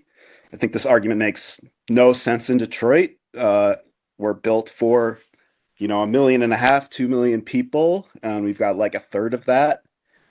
We should be embracing this opportunity to add extra residents. I also heard about non-conforming parcels. I live in an R1 zone on a 30 by 100 lot, but our R1 minimum size is 5,000 square feet. I was surprised to hear that. How much is already non-conforming? I also think that there's a bit of a straw man around housing supply. Nobody's claiming that it's the only thing we need to do. It's necessary, but not sufficient. And nothing about these bills prevents us from taking actions around greater tenant protections, such as rent control. Thanks. Thank you. Mr. Chair, we did have one additional hand raised. Let's hear him. All right, Rose Jones should be able to speak now. Hello, welcome. Good evening, and through the chair, thanks first of all for Jen being available to join the meeting this evening. I forwarded the meeting notice to MML earlier this morning, and I thought it was important that she be on to give input to this very important issue. And I thank you all Detroit CPC for really digging in there and taking a look at this is not the way to help municipalities around the state. And I thank you, Mr. Chair. Because of you, I actually joined the Master Plan Advisory Group and also went through MSU's Citizen Planner Program. Awesome. So I've been watching this for a few years now, what's going on. And I'm not a planner, but I do recognize that this legislation, as it's proposed, would dismantle and cripple, really handcuff a lot of what's been going on in the city of Detroit in terms of zoning and updating our master plan. And I thank you, my former state rep, Ken Daniels, because you know the games that they play in Lansing. I thank you, Mr. Harrison, who represents District 4, and Ms. Udabi, who lives in District 4. When the Michigan Home Program was first presented, the legislature didn't want to have anything to do with it. And so I think this is kind of their way of saying, oh no, we're gonna do it this way. Builders across the state don't accept what they're proposing. And I thank you. Thank you, Rose. And you are as much of a planner and citizen as all of us. So thanks for calling and thank you for sharing your input. It's well received. Mr. Brewer, do we have any more virtual comments? Mr. Chair, we do not. All right. Do we have any in-person public comment cards? Mr. Chair, we do not. All right. If there is no further public comment, I will close the public hearing. Moving forward in our agenda, Director Todd, do we have any unfinished business? Mr. Chair, Commissioners, we do not. Director Todd, do we have any new business? We do not. Director Todd, do we have any staff reports? Mr. Chair, we will forego the staff report today. All right. I don't believe we have any committee reports. We do not. Okay. Commissioners, do we have any member reports? I see none. And lastly, Director Todd, do we have any communications? Mr. Chair, Commissioners, we do not have any communications. All right. Mr. Chair, I'm sorry, if I may. You may. Just one bit of privilege. No full report, but did just want to remind you that budget season does begin next week. The mayor will be giving the budget address at 10 p.m. on this coming Monday here in the Committee of the Whole room before the City Council, and budget hearings of the 43 or more departments will begin on Wednesday of next week, running through into mid-April. Okay. And you'll keep us up to date of the CPC department meetings? Yes. Right. So, all right. Thank you. With that, it is 8:24, and we will adjourn this meeting.